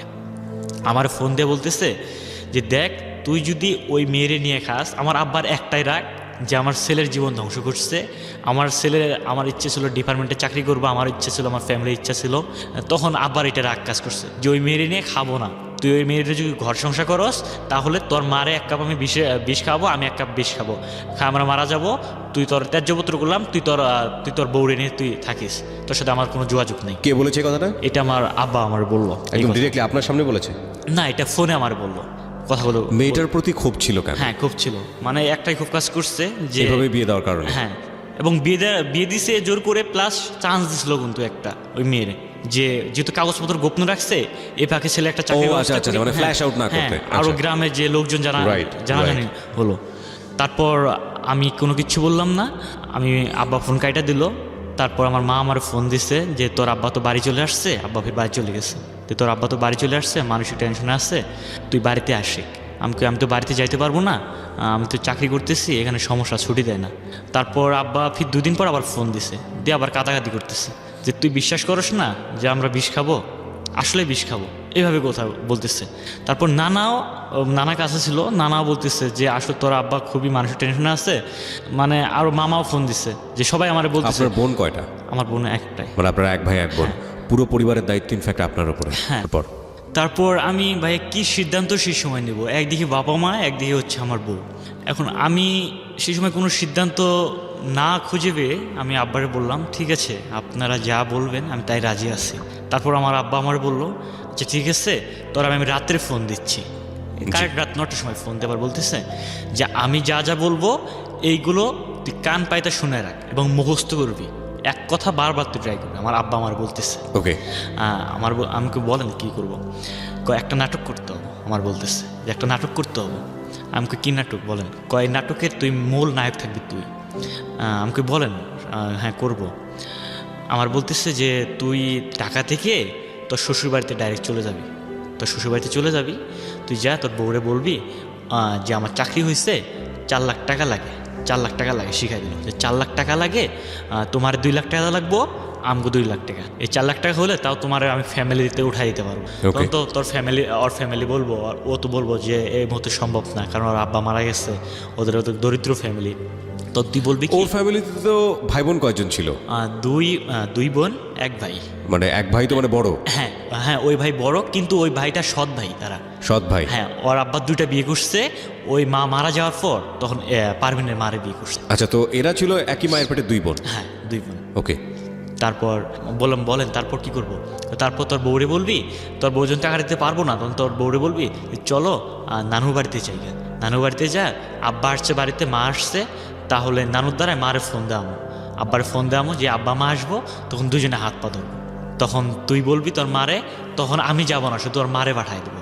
তোর মার হাত পা ধরবি যে মা আপনি সব কিছু, আমার চাকরি হয়েছে, আমি ছোট্ট একটা ভুল করছি, ঠিক আছে পারভিনের বিয়ে করছি, এটা ভুল ধরা চলে, কিন্তু এরপরও আমি প্রতিষ্ঠিত হতে যাচ্ছি, আমার চাকরি হয়েছে, আমার 4 লাখ টাকা লাগে, আমার টাকাটা দিলে আমার চাকরি হয়ে যাবো, সরকারি চাকরি, আমার চাকরি হয়ে যাবো, আমার টাকাটা দরকার। তখন তোর মা বলবো কি যে আমার কাছে তো টাকা নাই, তোর আব্বা তো রাগারাগি করে আসে নাই, তাহলে আমার ছোট্ট একটা জিনিস আছে, জমি আছে তোর নানার কাছে ভাগ পাবো, তোর নানার কাছে যাবি। যখন তুই তোর নানার কাছে যাবি, তোর নানা বলবো যে ভাই এই মুহূর্তে আমার কাছে টাকা পয়সা নাই, তাহলে আমার কুড়িগ্রাম একটা ভাই আছে, ওই ভাইয়ের কাছে টাকা আছে, তাহলে ওর কাছে গেলে টাকা আমরা পাবো। এ হচ্ছে প্ল্যানিং। আর তারপর তোরা যখন কুড়িগ্রাম পার হবি, হওয়ার পর ওখানে তোরা যে কাগজটা দেবো টাকার স্ট্যাম্প, ওটা হচ্ছে ডিপোজিট স্ট্যাম্প। ওটা হচ্ছে আমার আব্বার কথা। এইটা যদি এক মুহূর্ত যদি তুই ভুল করস, তাহলে আজ থেকে মনে করবি তোর আব্বা আমি না, তোর মা নেই, তুই একাই তোর বউরে নিয়ে থাকবি, ত্যায্য পুত্র তোর করলাম। এবং যে কোনো মতো শুনবি তোর আব্বা তোর মা মারা গেছে। লাস্ট কথা এই কথা বলে আমার আব্বা কাঁদতেছে। পরে ফোন কাইটা দিল। আমি ওই বছর তার পরের দিন, এটা হচ্ছে আপনার বৈশাখী মেলা যেদিন। আপনার সঙ্গে আপনার ওয়াইফের সম্পর্ক তো এখন কেমন? হ্যাঁ ভালোই, তখন খুব ভালো সম্পর্ক। চিন্তা করে দেখবেন ওর ওয়াইফের জায়গাটা থেকেও কিন্তু একটা ভয়াবহ রকম পরিস্থিতি, কারণ বাবা মারা গেছে, ওদের পরিবারে কিন্তু আর্নিং করার মতো কেউ নাই, ওরা 2 বোন, এবং ওর ভাই সৎ হলো, কিন্তু ওর ভাই ওদের ফ্যামিলিটা পুরোটা মেনটেন করতো, ওর ভাই আপন ভাই পুরো সবাইকে মেনটেন করতো। আচ্ছা, তার মানে ভাইয়ের ওপর নির্ভর, যাই হোক না কেন বাবার ওপর নির্ভর আর ভাইয়ের ওপর নির্ভরের মধ্যে পার্থক্য আছে। আর এদিক থেকে হচ্ছে এর বাবা মায়ের একমাত্র কি বলা যেতে পারে সবেধন নীলমণি হচ্ছে ও, এবং সেখানে বাবা মা ওকে যেভাবে ব্ল্যাকমেইল করবেই না বা কেন, তার পিছনে যথেষ্ট যুক্তিও আছে। দেখুন ওর জায়গা থেকে সিদ্ধান্ত নেওয়াটা কতটা কঠিন। গল্প সামনের দিকে এগোচ্ছে। তারপর আমি ওই পর্যায়ে, তারপর হচ্ছে আপনার বৈশাখী মাস, আমি চলে যাই বৈশাখীর দিনে, রাত্রে উঠি ওদের বাড়িতে। আমি ওরা বলি যে পারবেন তো চাকরি হয়েছে, তাহলে সকাল হলে আমারে বললো আমারে 2 লাখ টাকা দিতে, 2 লাখ টাকা সংগ্রহ করতে। আমরা 2 লাখ টাকা দেবো, 4 লাখ টাকা সংগ্রহ করলে আমার আব্বা আম্মা তোমার মাইনা দেবো। ও তো আমার বলতেছে, ও কাতা শুরু করছে যে আমার কাছে টাকা নেই, আমারই কথা বলতেছে যে আমার কাছে টাকা নেই, আমার ফ্যামিলির তো জানো কী অবস্থা। আমি বললাম আচ্ছা ঠিক আছে, চিন্তা করার দরকার নেই, তাহলে সকালবেলা হলে তোমার সঙ্গে খাওয়া দাওয়া করে আমার নানুর বাড়ি চলে যাবো। নানুর দ্বারাই মারে ফোন দামো, আব্বারে ফোন দামো, আব্বা মা আসলে আব্বা আমার হাত ধরে দুজনে টাকা দিয়ে করুন। এটা ছাড়া কোনো আর বুদ্ধি নেই।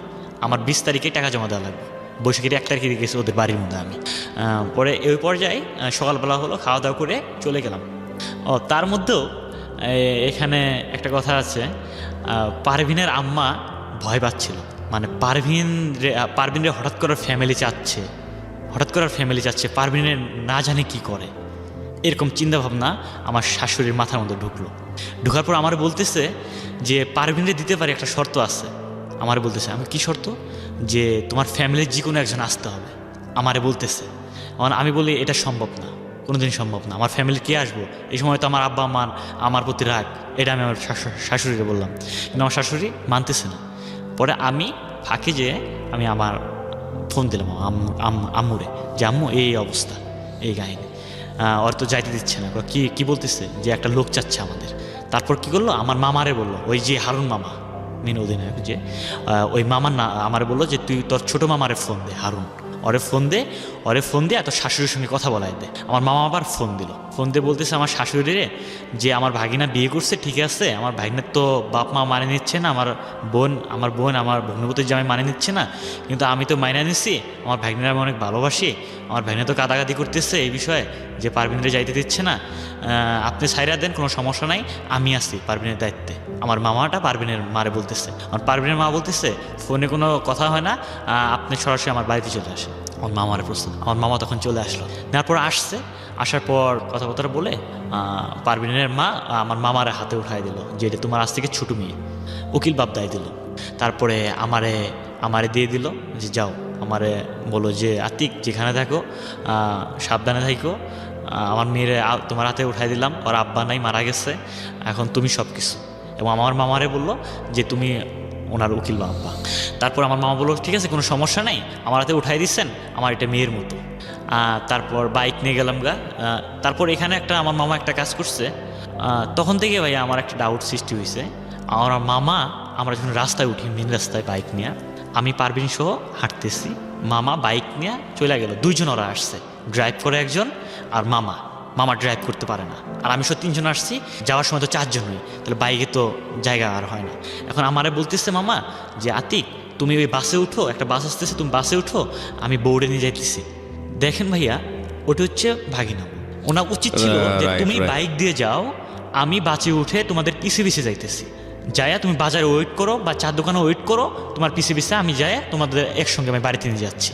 কিন্তু উনি ওইটা কাজ না করে উনি পারভিনরে বাইকে নিয়ে আমারে বাসে উঠায়া দিয়া ওই পারভিনরে নিয়ে যাইতেছে বাইকে। বিষয়টা খুব অড লাগে দেখতে। হ্যাঁ, তারপর আস্তে আস্তে বৃষ্টিও পড়ে, সন্ধ্যাবেলায় এদিক আমি ফোন দেই মামারে, মামা কত দূর গেল, একটা চিন্তা আছে না, বাইকে, হ্যাঁ, ও ভয় করে, আমার ওয়াইফও ভয় করে বাইকে, ও আর ফোন রিসিভ করে না। অনেকক্ষণ পর ফোন রিসিভ করলো যে আমি আসছি কত্তিমারি বাজারে, আমি আসছি তোর বউরে নিয়ে আমি যাইতেছি, তুই আসে। ও কত্তিমারি বাজারে তো দাঁড়ালো না, বাজারটাতে তো দাঁড়ানো উচিত ছিল, কিন্তু ও আমারে রাইখে আমার বউরে নিয়ে গেল একদম সরাসরি বাড়িতে। ওরে আমি আসলাম বাজারে এসে আমি একা বাড়িতে গেলাম, দেখি ওরা বাড়িতে গেছে আমার বউ, দেখি আমার মা সহ গল্প করতেছে। আমার মা আসছে, পরে আমি মা সহ আবার আমার বউ সহ আমার মার হাত পা ধরলাম। মা কি ভুল হয়েছে, আমার চাকরি হয়েছে, আমার টাকার দরকার, 4 লাখ টাকা। এখন যা শিখাই দিয়েছিল আপনার বাবা? যা শিখাই দিয়েছে। মা বলতেছে এখন তোর আব্বা তো তোর প্রতি রাগ, আমার প্রতিও রাগ, আমি আসছি, তোর আব্বা কোনোদিন টাকা দেবো না, এখন একটা উপায় আছে, তোর নানুর কাছ থেকে আমি টাকা জমি পাবো, ওই জমি যদি বিক্রি করে নিতে পারস তাহলে নিয়ে যা, আমার আপত্তি নেই। তারপরে আমি নানুরে বললাম যে নানু তাহলে জমিটা বন্ধক বা বিক্রি করে আমার টাকা দেন। পরে ওই শেখানো অনুযায়ী নানু বলতেছে যে না, আমার কাছে টাকা পয়সা নাই, এখন টাকা পয়সা আসছে আমার এক ছোটো ভাইয়ের কাছে, গেলে ওর কাছে যে জমি বিক্রি করে দিই বা বন্ধক রাখি, ওর কাছে টাকা নিতে পারবো। এর ফাঁকে একটা কথা বল ভাইয়া, আমার নানু অনেক মুরব্বী মানুষ, আমার নানুরের কোনো অপরাধ নেই এখানে, আমার নানুরে বাধ্য করছে আমার আব্বা। যাই হোক, বুঝতে পেরেছি। তারপরে কি হলো?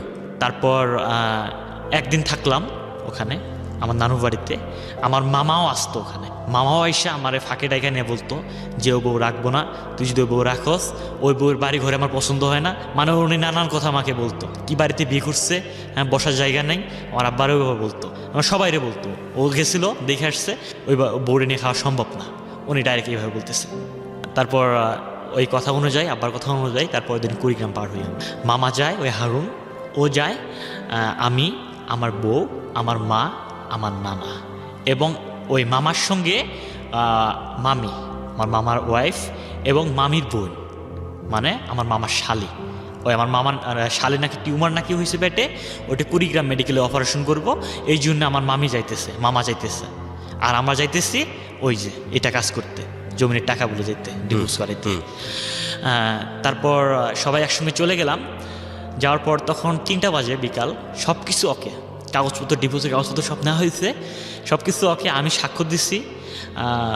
নানু বলতেছে যে তোর নানা, আমার যে নানু উকিল মানে উনি যা বোঝাইতেছে আমাদের, মানে যে প্ল্যানিং ছিল না, উনি ওই প্ল্যানিংয়ে বলতেছে যে তোর নানু ব্যস্ত আছে, তোর নানু রাত্রে চেক দিব, তোর নানু আপাতত ইস্টামে স্বাক্ষর চালো। এই ইস্টামে আমার বউ ফির অনেক ভুদাইছিল, ওই দিক দিয়ে কেয়ারফুল না। আমি স্বাক্ষর দিচ্ছি, আমার মা স্বাক্ষর দিচ্ছে, আমার বউরও বলতেছে যে তুই একটা স্বাক্ষর দে, তোর হাজব্যান্ড যেহেতু তুই একটা স্বাক্ষর দে। আমার ওয়াইফ কোনো ইয়ে করেনি, আমার বউ স্বাক্ষর দিচ্ছে, অলরেডি স্বাক্ষর দিচ্ছে। এই মুহূর্তে আমার মামা পাশে ছিল, আমার মামা আমার বলতেছে পারবেন তুমি কই স্বাক্ষর করলা? ডিভোর্সের কাগজ। এটা বললা এই কাগজটা নিয়ে নিচ্ছে আমার মামা, এটা তো ডিভোর্সের কাগজ, তুমি স্বাক্ষর করছো। তখন ভাইয়া বললেন না, আমার চোখ থেকে অজরে পানি বেরোতেছে, মানে আমার চোখ মানে কেমন কালো হয়ে গেছে। আমার নানা মানে চোখ কালো হয়ে গেছে, সবারে যারা ছিলাম ওখানে, আমার মারও চোখ কালো হয়ে, কি এটা কী করলো? এ তো সব প্ল্যানিং গেছিলো, এ আমাদের নিয়ে আসলো, এবং আমি কোথায়, এই তো প্ল্যানিং গেছিল, ওই আমার আরো ফুজ দিছে যে বউরে নিয়ে খাওয়া সম্ভব না, এই কি জন্যে এরকম করলো। এবং আমি পারভিনের হাত ধরলাম, ও পারভিন অলরেডি ওর হাতে চলে গেছে। কার হাতে চলে গেছে? মামার হাতে।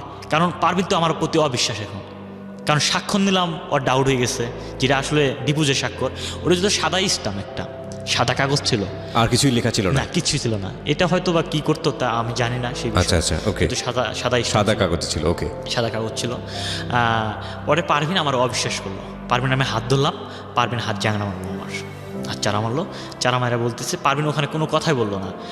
তারপর আমার মামা আমারে বললো যে পারভিন জানো তোমার স্বামীও এটা খারাপ, তোমার স্বামী এটা খারাপ, তোমার স্বামী এসব সব জানে, এসব তোমার স্বামীর প্ল্যানিং।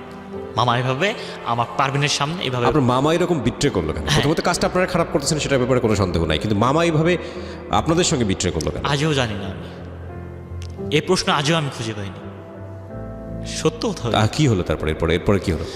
তারপর মামা ওর হাত ধরলো, ও পারভিন মামার হাত ধরলো, তা হাত ধরে এখন পারভিনরা আমি হাত ধরলাম যে পারভিন যাও না, তুমি সব হিস্টোরি শোনো, কাহিনী শোনো, তারপর যাও নি তুমি, এখানে নাটক একটা, তুমি সব কিছু শোনো, আমার দোষ নাই। পারভিন আমার বিশ্বাস করলো, পারভিন না বিশ্বাস করে আমি পারভিনের হাত ধরছে আবারও। এক পর্যায়ে দেখা যাচ্ছে কোর্টের আশেপাশে পুলিশ ছিল, আমাদের টার্গেট করতেছে। তখন নানা আমারে বলতে, কোর্টের মধ্যে? হ্যাঁ, কোর্টের মধ্যে। নানা আমারে বলতেছে জাতিক তোর বউয়ের হাত ছাড়, না হলে কিন্তু পুলিশ এসে অ্যারেস্ট করবো, তোরও অ্যারেস্ট করবো, আমগো অ্যারেস্ট করবো, এই কথা নানু বলতেছে।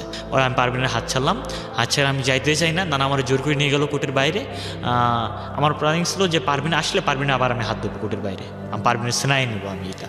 কারণ আমার চিন্তাধারা ছিল যে মামা যেহেতু গাড়ি তো আমার এই ব্যাপারটা করলো, গাড়ির মধ্যে আমাকে নামায় দিয়ে পারভিনে নিয়ে গেল, ফির এখানেও এই অবস্থা করতেছে, তাহলে তো নিশ্চয়ই মামার এখানে খারাপ উদ্দেশ্য আছে। আচ্ছা, এর আগে নৌকার মধ্যে ওঠার আগে মানে আমাকে আমার বউ সব বসতে দিত না মামা, সবসময় আমার বউয়ের কাছ থেকে দূরে থাকতে বলতো মামা, মানে আমার বউয়ের সঙ্গে দেখতেই পারতো না উনি। আমার তো আপনার আপন মামা? হ্যাঁ, আপন মামা। ওকে। তারপর আমি বাইরে গেলাম, আমার নানা আমার নিয়ে গেল কোর্টের বাইরে। একটু পর দেখি আবার আমি নানার হাত ঝাঁড়া দেয়া কোর্টের ভিতরে চলে আসলাম, যে আমি আমার বউরে নিয়ে যাব। আমি কিছু মতো চলতে পারছি না আমার বউ ছাড়া, যে আমার বউয়ের কী যেন কী করে তারা, কারণ পারভিন তো আমার প্রতি বিশ্বাস হারা হয়ে গেছে। আমি আবার কোর্টের ভিতরে আসলাম, আসার দেখি 1 মিনিটও ওরা উদাহ, কেউ নেই ওখানে। তারপর আমি অনেক কান্নাকান্নি করলাম, নানা বলতেছি কান্না লাভ নেই, চল বাড়িতে চল। আমি বাড়িতে যাই না, আমাকে জোর করে গাড়িতে উঠাইলাম। ওঠানোর পর গাড়িতে জন্য চললাম, আমি গাড়িতে নাকি অজ্ঞান হয়েছিলাম, এক বাড়িতে নামাইছিল, ওখানে পানি ঢালে আমার সুস্থ করছে, সুস্থ করে নৌকায় উঠাইছে। পরে আমরা বাড়িতে চলে আসি, রাতটা কাটলো কোনো রকম। কাটার পর আমি মানসিক টেনশন আমার শুরু হলো, আমি মানে ঠিক থাকতে পারছি না সেই মুহূর্তটা। আমি আমার নানারে বললাম যে আমি ঢাকায় চলে আসবো, মানে আমার বাড়িতে আমার একদম মন টিকছে না যে আমি ঢাকায় চলে আসবো। আমি এর ফাঁকে পারভিনের আব্বা আম্মাও শুনছে এই কাহিনী। পারভিনের আব্বা আম্মা কার দ্বারা, আব্বা আম্মা তো না, পারভিনের মা। হ্যাঁ, পারভিনের মা শুনছে, পারভিনের মা, ভাই, পারভিনের খালু সবাই জানছে যে ওই মামাই নাকি ফোন দিছে পারভিনদের বাড়ির মধ্যে, যে পারভিনের ডিভোর্স করাইতে নিয়ে আসছিল, পারভিন আমার কাছে এখন। ওই মামা বলছে যে পারভিন এখন আমার কাছে। এখন আমি তো ঢাকায় চলে আসলাম, আইসা তো আমি মানসিক টেনশনে ভুগতেছি। আমি চাকরি সব বাদ দিচ্ছি, অলরেডি মার্কেটে যাই না, চাকরি করি না, স্যারদের সাথে কথা বলি না, স্যারের সাথে আমি বলছি স্যার আমি মানসিক টেনশনে আছি, আমি চাকরি করতে পারবো না এই সময়। আমি কোনা বাড়িতে থাকি, এ অবস্থায় 1-1.5 মাস প্রায় চলে যায়, 1 মাস চলে যায়, আমি অনেক ঋণপাতি হয়ে যাই, প্রায় 20-25 হাজার টাকা 30 হাজার টাকার মতো ঋণ হয়ে যায়। রুম ভাড়া, বাসা ভাড়া, নানান আগের দেনা ছিল, এগুলোতে অনেক আমি ঋণপাতি হয়ে যাই। তারপর আস্তে আস্তে মানে আমি আমার মনকে বুঝাইতে পারতেছি যে এই অবস্থা যদি চলতে থাকি তাহলে নেক্সট টাইম আমি ঢাকা শহরে আর বিপদে পড়বো, কারণ চাকরি বাদ দিছি, ঋণপাতি করতেছি, পরে তো অবস্থা আমার খারাপ হয়ে যাব। তাহলে আমাকে আবার তো মানসিক টেনশনে আমার চাকরিটা করতে হবে। আমি আবার চাকরিতে জয়েন দিই। এর ফাঁকে পারভিনের সঙ্গে আমার কোনো 1 মাসের মতো কথা হয়নি। তারপরে পারভিনরে আমি নিজে ফোন দিই। পারভিন আমারে বলতেছে যে তুমি এই কাজটা করতে পারলা, আমারে সরাসরি বলতেছে। আমি বললাম পারভিন আমার কথা শুনো তুমি। আমি কয় তুমি কী বলবা বলো, তুমি তো বিশ্বাসঘাতক, আমাকে বলতেছে। আমাকে আমার কথা শুনো তুমি, একবার তো শুনবা। কি যে তোমায় আমার ফ্যামিলি ডিভোর্স করতে নিয়ে গেছিলো, সব সত্য, আমিও জানি, কিন্তু আমার প্ল্যানিংটা ছিল তোমাকে ডিভোর্স করাইলে আমি তোমার ডিভোর্স করলো, আমি ডিভোর্স মানে এটা মানতাম না। আমি নেক্সট টাইমে তোমাকে নিয়ে খাইতাম। আমি যখন আমার ফ্যামিলি যখন একটা সেট হতো, ফ্যামিলি যখন মানে এগুলো সব দূর হতো চিন্তাভাবনা, তখন আমি আমার ফ্যামিলিরে বলতাম, আমি ফ্যামিলির দ্বারা আবার মীমাংসা করতাম। কিন্তু ফ্যামিলি আমি আব্বা এক দেখি আমার এই কথা বলতেছে, বিষ খাবো, তোমার এই দেখি চাপ, আমি এই সময় কি করব, তোমার দিক গেলে আমার আব্বা আম্মা শেষ, আর আমি যে আব্বা আম্মার দিক যাই তাই তোমার এই অবস্থা। কিন্তু আমি এই সময় এই চিন্তাধারা মাথায় নেই, যদি এখন তোমায় ডিভোর্স করি আমি নেক্সট টাইমে আমি আবার চেষ্টা করতে পারবো। আমি এই কথা পারভিনরে বললাম। তখন আমার পারভিন আমার সাথে ভালোই কথা বললো, 2-1 দিন ভালোই কথা বললো আমার সঙ্গে। এবং আমি ওর ভাইদের সিয়াব কোনাবাড়ি থাকে আমার সম্বন্ধী ভাই, আমি কোনাবাড়িতে গেলাম কাশিমপুরে যেয়ে ভাই আমি রুমে এক মুহূর্ততে থাকতে পারি না, নিজে আমি থাকতে পারি না, শুধু মানসিক টেনশনটা উঠে এইটাই। মানে একটু যদি ব্যস্ততা সেরে নিজে যদি ফ্রি থাকি, সেই সময় ফ্রি সময় এগুলো ক্লিবিলি সবসময় করতো মাথায় যে এই অবস্থা এলোমেলোভাবে আছে, এবার মানুষের জীবন চলে। তারপর আমি ভাবলাম যে যদি সম্বন্ধীর কাছে যাই তাহলে যে কোনো একটা ফয়সালা হতে পারে। আমার বড় সম্বন্ধী থাকে এখানে, সিয়াব পারভিনের ভাই। পরে সম্বন্ধীর কাছে গেলাম, যে সম্বন্ধের সরাসরি হাত ধরলাম যে ভাইয়া আমি তো ভুল করছি, বড় একটা ভুল করছি, ফ্যামিলির চাপে পড়া, এখন দেখেন এই অবস্থা, ফ্যামিলি তো আমার এই বলছিল, আমি এই জন্য মানছি, আব্বা আমার বিষ খাইতে চাইছিল, এই জন্য সেই সময় কোনো আমি ডিসিশন নিতে পারিনি, এই ডিসিশনটা নিচ্ছি। কিন্তু এই সময় আমার মামা এইরকম করছে, আমার মামা আমাকে ফুস করছিল সেই সময়, বলছে ওই বোর্ডে নিয়ে খাস না, অমুক টমুক, এই বোর্ডে নিয়ে তোর ত্যায্যপত্র করবো। কিন্তু মামারা কী জন্য এরকম প্ল্যানিং করলো আমি নিজেও জানি না, কিন্তু আমি পারমিট নিয়ে আসলেই খাবো আমি, এই জন্য আপনার কাছে আসছি। তখন সিয়াব ভাই কেমন যেন আমার প্রতি একটা মানে হলো, আচ্ছা ঠিক আছে, তুমি কাল পরশু আবার যাও, তুমি থাকো আজকে, থাইকা তুমি যাও, তুমি 3-4 দিন পর আবার আইসো আমার বাসায়। তারপর আমি ভাইয়ের কাছে একটা কথা বললাম যে ভাই একটাই রিকোয়েস্ট, আমার 3-4 দিন পর ওনার কথা অনুযায়ী আবার চলে যাই। যার পর বলতেছে ঠিক আছে, আমার মা মানে আমার শাশুড়ি, তোমার মা অনেক রাগ, পারভিনও অনেক রাগ, তাহলে তোমাকে নিয়ে আমার বাড়িতে যাইতে হবে। এর ফাঁকে ভাই একটা কথা ভুলে গেছি আমি, মানে সিয়াব ভাই এর ফাঁকে 2 দিনের ফাঁকে সিয়াব ভাই বাড়িতে কথা বলছে, তাহলে আতিক যাইতেছে, আতিকের কাছে পারভিনরে উঠাই দিন আপনি, আতিককে পারভিন এখানে নিয়ে আসবো, এখানে বাসা দিয়ে দেবো, তাদের আমার কাছে রাখবো। এবং পারভিনের সঙ্গে আমার কথা হয়েছে, পারভিনও বলছে আচ্ছা ঠিক আছে তুমি আসো, এবং কাপড় চোপড় সব রেডি, মানে ও আমার যা বললো সব রেডি, যে তুমি আসো, তোমার সঙ্গে আমি যাবো। ও অনেক খুশি, ঢাকায় আসবো প্রথমবারের মতো, এর আগে ঢাকায় আসে নাই, মানে কথা হলো অনেক।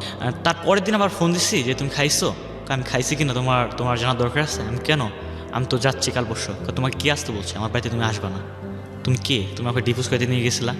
আমি নেক্সট টাইমে জানতে পারলাম যে আমার মামা নাকি আবার ফুস করছে, আমার মামা নাকি বলছে পারভিনের মারে যে আমার ভাগ্নের হাতে যদি তোমার মেয়ে উঠাই দেন তাহলে ও ঢাকায় নিজে মেরে ফেলবো, ওখানে ওর আব্বা আছে, ওখানে ওর আরও মামারা আছে, ওর মামারা সহ পারভিনের মায়েরা ফেলবো খালি রুমে, এরকম মানে ফুস করতো। তখন পারভিন চিন্তাধারা উল্টাই গেল, ওর মারও চিন্তাধারা উল্টে যে আমাকে এই যে নানান কথা বলছে যে আমি যাবো না। আমি আবারও সিয়াব্বার বাসায় আসলাম, ভাই এই অবস্থা। সিয়াব্বাই বললো আচ্ছা ঠিক আছে সমস্যা নাই, আমি কাল পরশু বাড়িতে যাবো, তুমি আমার সঙ্গে বাড়িতে যাবা, বাড়িতে গেলে সরাসরি কথা হলে একটা মহাজন হবো ওখানে, এবং আমি যেখানে স্বাক্ষর দিতে বলবো সেখানে তুমি স্বাক্ষর দেবা। আমি হ্যাঁ অবশ্যই, আপনি যেখানে দিয়ে বলবেন ওখানে আমি স্বাক্ষর দেবো, আমি ওখানে দেবো, মানে উনি স্ট্যাম্প করতো আমার মনে হয়। তারপর আমি বাড়িতে গেলাম ওদের সঙ্গে, আমার শাশুড়ি বাড়িতে গেলাম, আমার বউ আমার সঙ্গে কোনো কথা বললো না, কোনো কথা নাই, আমাকে দিয়ে খাওয়া দাওয়া করাইবো ওইরকম কোনো সিস্টেম নেই, মানে আমি একাই। সিয়াব ভাই তখন কই যেন গেল বেড়াইতে, আমাকে একাই রুমে রাখা, কোন যেন জায়গায় গেছে, কাজ ছিল ওনার, আমার সঙ্গে কেউ কথা বলে না, শুধু আমার শাশুড়ি মাঝে মাঝে কথা বলে, আমার বউ আমার সঙ্গে কথা বলে না। আমি একা আমার অনেক কষ্ট হচ্ছে, মানে আমার কেমন যেন খারাপ লাগতেছে যে আমার ফ্যামিলি যদি আমি ত্যাগ করতে পারি, আমার বউয়ের কাছে আসলাম, ফ্যামিলি কথা শুনতেছি না, বউয়ের কাছে আসতেছি, কিন্তু আমার বউ আমার সাথে এরকম করতেছে, তখন আমার কেমন যেন মানে মনে খারাপ লাগলো। আস্তে আস্তে সন্ধ্যা হলো, সিয়াব ভাই দেখি সেদিন আসলো না, রাত হয়ে গেল। কারণ আমার বউ আমার বলতেছে যে তুমি ঢাকায় যাবা না, তুমি যদি ঢাকায় না যাও তাহলে কিন্তু আমি এখন ফাঁসি দেবো। আমারই বলছে যে তুমি আমার বাসায় রাত থাকতে পারবো না, এবার আমার বলতেছে। আমি কেন আমি রাত থাকতে পারবো না কেন? কেন না তুমি আমার সাথে থাকতে পারবো না, তুমি আমার সাথে রাত এখানে থাকতে পারবো, আমার বাড়িতেই থাকতে পারবো না তুমি। এবং ওর মারা বললো যে তুমি যদি তোমার জামাইরে রাখো তাহলে আমি বাড়ি থেকে এখন পালাই যাচ্ছি, আমি এখনই চলে যাচ্ছি। এবং সে অলরেডি বেরো হয়েছে, ওর মা হাত টেনে ধরছে। কারণ এই অবস্থা ভাই আমি কী ডিসিশন নেবো সেই সময়? আমি তখন ওদের মুখের দিক তাকাইয়া, আমার শাশুড়ির দিক মুখের দিক তাকাইয়া, না এদের ফ্যামিলির দণ্ড নাই বাজুক, তো আমি বললাম যে আমি চলে যাই। তখন রাত বাজে 8টা-9টা এরকম বাজে। আমি গাড়ি কাউন্টারে আসলাম, আমি সেই অবস্থায় চোখের পানি মানে 2 চোখ ভরা পানি পড়তেছে, এক হাতে পানি মুছতেছি আর ব্যাগ নিয়ে চলে আসলাম। জীবও আমার সঙ্গে অনেক কথা বলতো আমার সঙ্গে, সে বউ আমার আজকে বের করে দিল। এক পর্যায়ে খাট থেকে টাইনা আমার নামাইছে, আমার নামে মাটিতে ফেলেছে যে তুমি বের হয়ে যাও। আমার অনেক কষ্ট লাগছে, চোখ থেকে পানি বের হয়, আমি রাস্তা হাঁটতেছি যে কী করলাম, ওর জন্য আমি লাইফ ধ্বংস করলাম, ওর জন্য সব কিছু আমি ত্যাগ করলাম, আর আজকে সে আমার সাথে এরকম করতেছে। কার চক্রান্ত পড়ে না কি, ওর মনে কি, ও কি চায় আরেকটা আমার স্বামী হোক? মানে আমার চিন্তাধারা অনেক আসতেছে এখানে, যে কি চায় আরেকটা ছেলে আমার লাইফে আসুক। আমি গেলাম বাস স্টেশনে, যে ভাইয়া আমার আর গাড়িতে উঠতে ইচ্ছা হচ্ছে না, আবার আমি ফেরত গেলাম। ফেরত না যেয়ে আমি আমার শাশুড়ি রুমে আবার ঢুকলাম, দেখি আমার বউ ঘুমাইছে। আবার দেখেন ভাই আমার এত আমি আবার গেছি ছুটি হয়ে তাদের কাছে, আবার গেছি আমি ছুটি হয়ে। আমার শাশুড়ি দেখি বসে আছে, পান খাইতেছে, অতি ঘুমাইছে। আমার যে কথা শুনছে আবার জাগন হয়েছে, তুই আবার আসছোস, তখন তুই মুই শুরু হয়ে গেল, তুই আবার আসছোস, তুই এখন আমার রুম থেকে বের হ। আমি আর কোনো কথা বলিনি, রুম থেকে বের হয়ে আমার নানুর বাড়ি আসলো, ওখানে নানুর বাড়ি, ওখানে গেছি। নানু ঘুমাইছে, নানুরে ডাক দিলাম, নানু উঠলো, কিরে কী হয়েছে? আমাকে রাতটা জায়গা দেবেন আপনার কাছে? অবশ্যই, তুই আজ থেকে স্বাধীন, তুই সেই নানুর বাড়ি যেখান থেকে ওকে দেখতেন, তুই যে থাকো সমস্যা কি, তোর শ্বশুর বাড়িতে থাকবে আমার বাড়িতে, তুই তো তোর শ্বশুর বাড়ি হয়েছে, তাই কী হয়েছে? আমি তো তোর নানু হই, তুই একদিন কে 1 মাসও থাকতে পারোস আমার কাছে। আমার ডাকলো, কী হয়েছে তোর? আমি কি এই অবস্থা। পরে নানু আর কিছু বললো না, নানু বললো ঠিক আছে পারবিন, যা বুঝে তাই ভালো, এই কথা বললো। এক স্বামী ছাইরা আসছে, তোর কাছে আসছে, এত যদি ভালোই মেয়ে হতো তাহলে বলতো না কি হয়েছে স্বামীর সংসার করি। আমার নানু এইটুকু মন্তব্যটা করলো, করে আমি ঘুমাইলাম। রাতটা কোনো রকম কাটার পর বিকাল হলো, তার মধ্যে আমার কোনো খোঁজখবর নিল না, পাশাপাশি বাড়ি, আমার কোনো খোঁজখবর নিল না। ওরা জানে আমি এই বাড়িতে আসছি। আমার বউ আমাকে দেখতেছে, আমার বউয়ের টিবল পাটটা ছিল আমার জানালার কাছে, আমি যে রুমে ছিলাম। ও আসে আমার টেরা চোখ দিয়ে দেখে আমি রুমে শুয়ে আছি, আমার দেখতেছে, আমিও দেখতেছি, ঘুমে ভাব আমি দেখতেছি, কিন্তু ও আমার ডাকতেছে না। সেই পর্যায়ে বিকাল হলো, ভাই আসলো। এদিকে আপনার বাবা কি বলছে এত ঘটনার পরে? আমার বাবার সঙ্গে তো আর যোগাযোগ নাই। এই যে ঘটনাটা ভেস্তে গেল, তার প্ল্যানিংটা ভেস্তে গেল, তো এটা নিয়ে সে কিছু বলছে না? ভাইয়া সরি, কোন প্ল্যানিং ছিল যে তার ডিভোর্স করে দেবে, সে সাইন টেন করবে, কিছু তো হলো না শেষ পর্যন্ত। হ্যাঁ, তো বাবা কি বলতো সেটা নিয়ে? এর পর্যায়ে আমি আমার আব্বা মারে, মানে আমি কিন্তু মানে কোনো আমার সেন্স কাজ করতেছে না যখন আমি কোনা বাড়ি ছিলাম, মানে আমি ফ্যামিলির সঙ্গে কথাবার্তা বলি না। আমি এক পর্যায়ে ভাই আমি সিগারেট খাওয়া শুরু করছি। আচ্ছা ওকে, মানে ওই সময়টা আপনার ফ্যামিলির সঙ্গে যোগাযোগ নেই? হ্যাঁ, তারপর আমার সম্বন্ধী ভাই আসলো, সম্বন্ধী ভাইরা আমি বললাম যে ভাই এই অবস্থা। আমার সম্বন্ধী ভাই আমার বউরে মারধর করলো যে তুই একটা স্বামীর সংসার নষ্ট করে আসছস, যা তোর শাশুড়ি ভুল করছে, ঠিক আছে, তোর শাশুড়ি শ্বশুরে বুঝাইছে, বুঝায় আসছে আবার তোরে নিয়ে ঢাকায় যাবো সাহস করে, তুই তো রাজি হওয়ার কথা, তুই রাজি হলি না কি জন্য? মারধর করলো, করে অভিমান করে ওর ভাই আমার ঢাকায় নিয়ে আসলো। আয়সা আমার বললো কি জাতিক যাও, এরকম মেয়ে কত পাওয়া যাবো। মানে ওর ভাই আমার মানে কেমন একটা করলো, মানে ওর ফ্যামিলিতে রাগ করলো, করে ওর ভাই গেলো কাশিমপুর, আমি কোনাবাড়ি চলে আসলাম। আসার পর এইভাবে দিন কাটে। পারবিনের সঙ্গে আবার ফোন দিয়ে, আমি ডাইরেক্ট ফোনে কথা বলে না, ফোন দিয়া ও চুপ করে থাকে, আমি কথা বলি, এবং আমার সাথে রাগারাগি করে, তুই ফোন দিচ্ছ কিল্লাই, আমার এইভাবে মানে অনেক বকাবকি করে। আমি বলতেছি যে দেখো তোমার আমি সারা বাসন না। পরে নেক্সট টাইমে ওর ভাই কী করলো, যে আতিক, ওর মা আমার বলতেছে যে আতিক শোনো, তোমার ফ্যামিলিরে ডাক দাও তুমি, আমার বলতেছে। এবং আমি ফ্যামিলিরে সব কিছু গুছাইছি, আমার কাকারে, জ্যাডারে, আমার আব্বারে, আমার নানারে, সব কিছু আমার মারেও বলছি। এবং ওনারা জানে ভালো করে যদি আতিক যদি এই অবস্থায় থাকে তাহলে আমার ছেলে আমি হারাবো, মানে আমার ছেলে ধীরে ধীরে এমন অবস্থায় যাচ্ছে। এবং এই ইয়েতে আমার আব্বা মা সব রাজি হয়ে গেছে। আমার বাবা মা বললো কি আচ্ছা ঠিক আছে, তো যেটা হয় ভালো, আমরা যা রাজি, তো শ্বশুর বাড়ি যাবো আমরা। আচ্ছা ঠিক আছে, একটা ডেট নিয়ে ওই ডেটে আমরা চলে আসি ওদের বাড়িতে। এবং মেয়ে সরাসরি আমারে বলে যে আমি তোমার সংসার করুম না, সরাসরি ভাই বলতেছে আমি তোমার সংসার করুম না।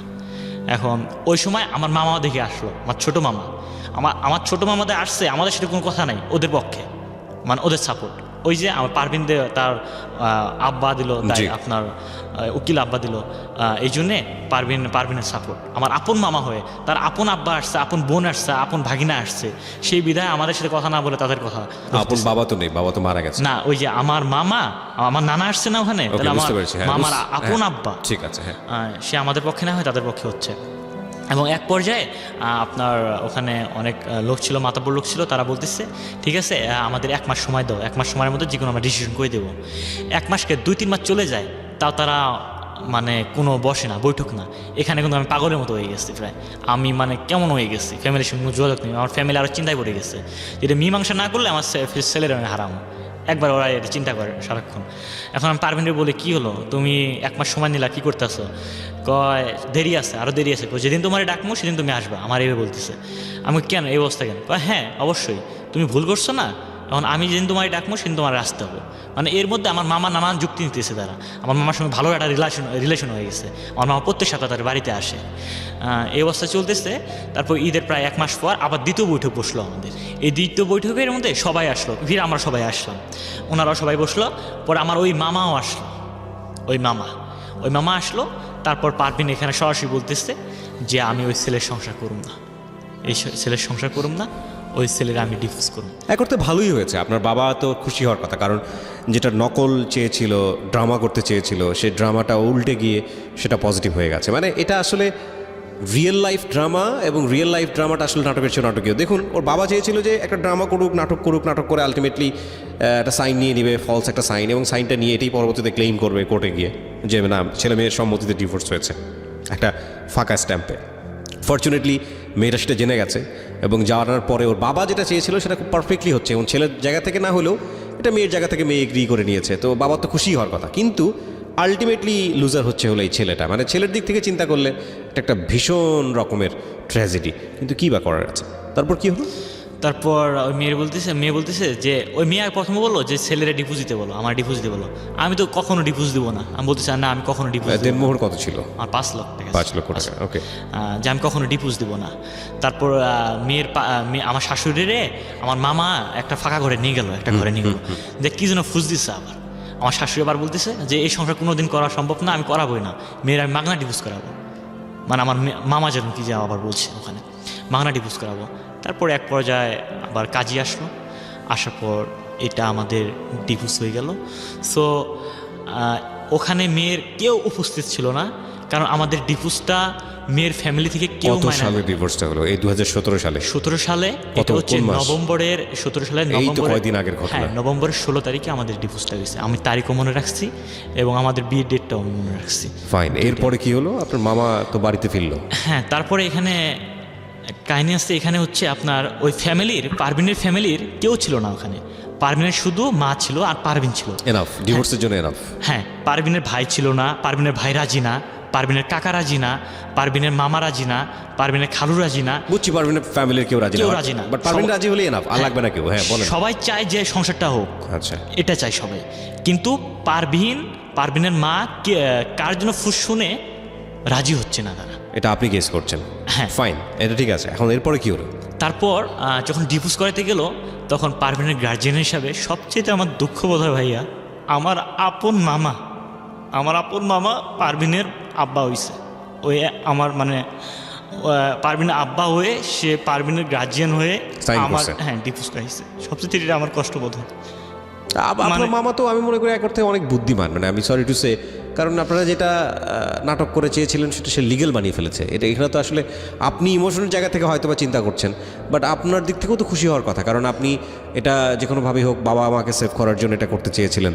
এবং একটা মেয়ে ডিভোর্সটা হলে মেয়েটাও তো মারা যেতে পারতো, আপনি সে কথাও চিন্তা করেন নাই। এবং তারপর রেজাল্টটা কি দাঁড়ালো? মেয়েটা আপনাকে ফাইনালি ডিভোর্সটা দিয়ে দিল। এটা তো আপনাদের সবার খুশি হওয়ার কথা, কোনো সব সহি সালামতে হয়ে গেছে আর কি। না ভাই, এটা খুশি না, এটা আমার জন্য একটা দুঃখের বিষয়। আপনার জন্য দুঃখের বিষয় হলো, কারণ আগে চিন্তা করা উচিত ছিল। আমার লাইফটা, আপনি বাবা মাকে বাঁচাতে গিয়ে আপনি নিজের ওয়াইফকে ডিভোর্স দিচ্ছিলেন। আপনি তখন একবারও চিন্তা করেননি যে এই মহিলার আপনার ওয়াইফের বাবা কিছুদিন আগে মারা গেছেন, 40ও তখনও হয়নি। হ্যাঁ, আপনার তো ওয়াইফের কথাটা একটু চিন্তা করা উচিত ছিল। তা আপনার বাবা বিষ খাবে, এটা যদি আপনি চিন্তা করতে গিয়ে যদি আপনার ওয়াইফকে আপনি ডিভোর্স দিয়ে আপনার ওয়াইফ যদি মারা যেত, তাহলে কী হতো? ভাইয়া এটা আমি তো আমার প্ল্যানিং ছিল যে ডিপোজ যদি হয়ে যায় নেক্সট টাইম আমি ডিপোজ এটা মানে আমি মানবো ইট না। ওয়াজ ইউর প্ল্যানিং, বাট সব কিছু প্ল্যানিং মতো হয় না, সেটা তো আপনি সামনে দেখলেনই। আপনার মামার ক্ষেত্রে ঘটনা তো তাই ঘটছে। আপনাদের প্ল্যানিং তো এটাও ছিল যে আপনারা বিয়ে শাদী করবেন, আপনি সেজন্য এসে শহরে চাকরি নিলেন।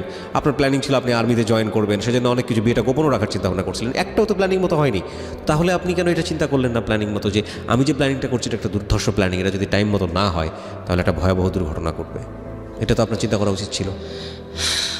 আসলে ভাইয়া ওই দিক দিয়ে আমার ছোট ব্রেনে আমি যা মানে কল্পনা করছি ওই হিসাবে কাজ করছি। ডিভোর্সটা হওয়ার পরে কি দাঁড়িয়েছে? পারভিনের কি অবস্থা এখন? এখন পারভিনের অবস্থা, সে নাকি যোগাযোগ করেন আপনি যে শুধু শুনেছেন তার সঙ্গে আমি নাকি শুনছেন? হ্যাঁ, ও নাকি এখানে থাকে আপনার বাইপাস যেখানে ঢাকা শহরে সে কোথাও হারিকেন নামে একটা জায়গায় গার্মেন্টসে চাকরি করতেছে। এবং আমার মামা তাদের সাথে ফ্যামিলির সঙ্গে যোগাযোগ রাখে, ওদের ফ্যামিলির সঙ্গে যোগাযোগ করে। এবং আমাদের সাথে আমার মামার কোনো যোগাযোগ নেই। আপনাদের ফুল ফ্যামিলির যোগাযোগ ডিটাচড হয়ে গেছে? হ্যাঁ, আমার মামার সঙ্গে যোগাযোগ নেই, বিচ্ছিন্ন করছি। আপনার মামা বিবাহিত? হ্যাঁ, আমার মামা বিবাহিত। বাচ্চা কাচ্চা আছে? হ্যাঁ, বাচ্চা একটা হয়েছে।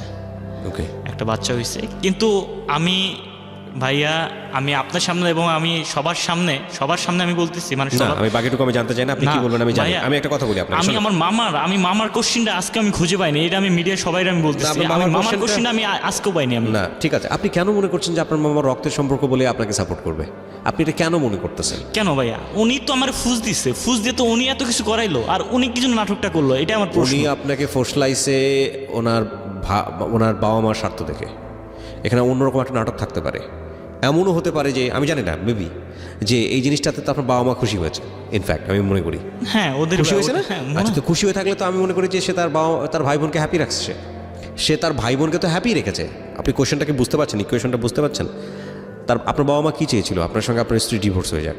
হ্যাঁ, ফাইনালি আপনার একদম ঝুট ঝামেলা ছাড়া আপনার স্ত্রী আপনাকে ডিভোর্স দিয়ে দিয়েছে। এতে আপনার বাবা মা তো খুশি হয়েছে। এখন আপনি সন্তান হিসেবে কষ্টে আছেন, সেটার জন্য হয়তো বাবা মা কষ্ট পায়। কিন্তু যখন বিষয়টা এরকম হয়ে যাচ্ছিল, বাবা বলছিল যে বিষ খেয়ে ফেলবো, তুই বিশ্বাস করতেছিস না, তো সেই বাবার তো খুশি হওয়ার কথা, সেই মার তো খুশি হওয়ার কথা। বুঝতে পারছেন? জি। তো সেই অর্থ তো আপনার মামার প্রতি তাদের যথেষ্ট রকমের কৃতজ্ঞ থাকার কথা। এটা আমি বলতে পারি না ওদের আসলে গোপনে রিলেশন আছে কিনা, কিন্তু আমি একদিনে বলছি, আমার আব্বারও বলছি, যদি ওই মামার সঙ্গে একদিন রিলেশন কোনো কথা বলতে আমি দেখি, তাহলে কিন্তু আমি আপনাদের সাথে আমি কোনো কথা বলতে পারবো না, আমি কথা বলবো না, এবং আমি কই আছি তাও আপনারা জানবেন না। মনে করুন আপনার ছেলে হারিয়েছে। আপনি এই জীবন গল্পটা কেন বললেন রেডিওতে? আপনার এই জীবন গল্পের অনেক বেশি ক্লাইম্যাক্স, একদম আগাগোড়া এখন পর্যন্ত আমি যতটুকু পাইছি, প্রেমের সম্পর্ক তৈরি হওয়া, বাড়ি থেকে পালিয়ে যাওয়া, বাড়ি থেকে পালিয়ে গিয়ে হঠাৎ করে একটা মেয়ের সঙ্গে দেখা হওয়া, সেই মেয়েটার সঙ্গে নাটকীয়ভাবে একটা অনৈতিক সম্পর্কে জড়িয়ে যাওয়া, তারপর আবার ধাম করে মেয়েটার বিয়ে হয়ে যাওয়া, তারপরে মেয়েটাকে বের করে নিয়ে আসা, বের করে নিয়ে এসে বিয়ে করতে গিয়ে গোপন রাখতে গিয়ে ধরা পড়ার পরে বাবা মায়ের দিক থেকে এক ধরনের চাপ, এরপরে মেয়ের দিক থেকে এক ধরনের চাপ, সেখানে নাটকীয়তা অবলম্বন করতে গিয়ে ধরা পড়া, এবং ধরা পড়ার পরে ফাইনালি মেয়েটা আপনার কাছ থেকে চলে যাওয়া। এতগুলো নাটকের মধ্য দিয়ে এখন আপনারা দুজনের কাছ থেকে ডিটাচড। এটাই হচ্ছে আপনাদের মানে এখনকার অবস্থা। তো এই গল্পটা আপনি কেন বললেন রেডিওতে? মেসেজটা কি? এই গল্পটা আমি বললাম এই জন্যে যে সবাইকে আমি বলতে চাই যে আমি যে ভুলটা করছি। ভুলটা কোথায় আপনার? আমার লাইফে ভুলটা হচ্ছে আমি প্রতিষ্ঠিত হওয়ার আগে, আমার লাইফটা গড়ার আগে, আমার কেরিয়ারটা গড়ার আগে এক্স্যাক্টলি আমি বিয়েটা করছি। এটা আমার হচ্ছে সর্বপ্রথম ভুল। সো একটা কথা বলতে চাই, এরকম মেয়ের বিয়ে করেন না। আমার মনে হয় ভাইয়া এখানে মেয়েরও কোনো পার্সেলটি আছে। এখানে মেয়ে ভালো করেই জানে যে ওই স্বামীর সংসার হইব। আমার মনে হয় ওই মেয়েও ভাবতেছে যে ওই ছেলের জীবন থেকে যদি আমি সরে যাই তাহলে আরেকটা আমি বিয়ে করতে পারবো। এটা আমার মনে হয়, কারণ ও আমার অনেক অপমান করছে, অনেক অপমান করছে। করার পেছনে তো আপনার যথেষ্ট কারণ আছে। ভাইয়া ও যে আমাকে ভালোই বাসতো, তাহলে ওই রকম তুই মুই এবং বিশ্রঙ্গা ভাষায় আমার ইডিয়েট বলতো, যাও মানে অনেক খারাপ ভাষা বলতো। আমি আপনাকে একটা কথা বলি, এই জায়গাটায় আমি মেয়েটার পক্ষে কথা বলতে চাই। সেটা হচ্ছে যে আপনি যেই প্ল্যানিংটা নিয়েছিলেন এরপরে তো আপনাকে হাত ধরে বের করে দিয়েছে। আমি তো মনে করি যে এখানে যদি আপনাকে পেটাতো তাহলে আপনার অস্বাভাবিক কোনো কিছু মানে এটা তো মানে আপনি যে একবার চিন্তা করে দেখেন তো, মেয়েটার জায়গায় মেয়েটা এরকম একটা প্ল্যান করতেছে আপনাকে লুকে ডিভোর্স দেওয়ার জন্য, তার বাবা মাকে সেভ করার জন্য। আপনি মেয়েটার সঙ্গে কী করতেন? না ঠিক আছে ভাই, এটা ঠিক আছে। সো উনি তো আর ভদ্র ব্যবহার করেছে। আমরা সবসময় এরকম, আমরা নিজের জায়গা থেকে পুরো দুনিয়াটাকে চিন্তা করি। এভাবে চিন্তা করলে হবে না। প্রথম কথা হচ্ছে যে আপনার ভেতরের একটা সফট ইমোশন তার জন্য ছিল। আপনার আগাগোড়া গল্পটা শুনে আমার কাছে যেটা মনে হয়েছে, আপনি একেবারেই দরিদ্র পরিবারের একটা সন্তান, বাবা কৃষক, সম্মান রেখেই বলছি, আপনার স্টাবলিশড হওয়াটা খুব জরুরি ছিল। এবং বাবা যে কথাটা বলতো যে আমার ব্যাঙ্ক অ্যাকাউন্ট হচ্ছিস তুই, তোর পিছনে আমার ইনভেস্ট, এত কষ্ট করে এত কিছু করি। ওই মনে আছে প্রথমে যে গল্পের একদম প্রথম দিকে বলতেছিলেন যে ওই পায়ের নখ সারানোর জন্য ঘরের চাল বিক্রি করে তারপর আপনার পায়ের অপারেশনটা করছিল যাতে করে আপনি আর্মিতে চান্স পান। আপনার তো বয়স চলে গেছে, সেই চান্স পাওয়াটা হয়নি, পরীক্ষাও দেওয়াটা হয়নি, এইসব দৌড়দৌড়ি করতে করতে জীবনের স্বপ্নটা শেষ হয়ে গেছে। এটাই হচ্ছে বিগেস্ট মিস্টেক। মেয়েটা আপনার জীবনে আসলো কি আসলো না, তাকে বহু হিসেবে পেলেন কি পেলেন না, তাকে নিয়ে সংসার করা হলো কি হলো না, সেই জায়গাটায় সারা জীবনই ক্লাইম্যাক্স থাকতো। কিন্তু যেটা আপনি লুজ করেছেন, যেটা আপনার কখনো আর ফিরে আসবে না, সেটা হচ্ছে এই ড্রিম জবটা। হয়তোবা হতো, আপনি সেটা লুজ করেছেন। লেখাপড়া একটা সময় গিয়ে স্টপ হয়েছে। মেয়েটার কারণে আপনি ঢাকা শহরে আসলেন, একটা কোম্পানিতে জব করা শুরু করলেন এবং সেটা নিয়ে আপনার এখন একটা টালমাটাল একটা ক্যারিয়ার, রাইট? এর চেয়েও একটা ভালো ক্যারিয়ার আপনার হতে পারতো। এইটা হচ্ছে আপনার বিগেস্ট লুজ। এবং এটাই আমি সবসময় বলি, যেই স্ট্যাটাসেই আপনি থাকেন না কেন, সমাজের যে স্তরেই আপনি বসবাস করেন না কেন, never sacrifice your two important things. One is education, second one is career. এই দুইটা জিনিস যদি আপনার হাত থেকে চলে যায় তাহলে এগুলো কখনোই রিটার্ন করবে না, কখনোই রিটার্ন করবে না। বাকি যা যাবে তা হয়তো আসবে ঘুরে ফিরে। একটা মানুষের সঙ্গে হয়তো সম্পর্ক রাখার পরে ওই সম্পর্কটা নষ্ট হয়ে গেলে মনে হতে পারে জীবন আর রেখে কী হবে। কিন্তু বিলিভ মি, টাইম যে কত বড় ড্রাগ, টাইমটা এত সুন্দর করে এটা হিল করে। আপনি একটা সময় গিয়ে মনে হবে যে সত্যি সত্যি আমি পাগলামো করেছি মেয়েটার জন্য এরকম, বা এই ছেলেটার জন্য এরকম। কিন্তু ততদিনে যদি আপনার ক্যারিয়ারের কোনো ক্ষতি হয়ে থাকে, আপনার এডুকেশনের কোনো ক্ষতি হয়ে থাকে, বিলিভ মি, এটা আপনাকে সারাটা জীবন কষ্ট দেবে। সো আপনি যে স্টেজেই বসবাস করেন না কেন, do not hamper your career and education.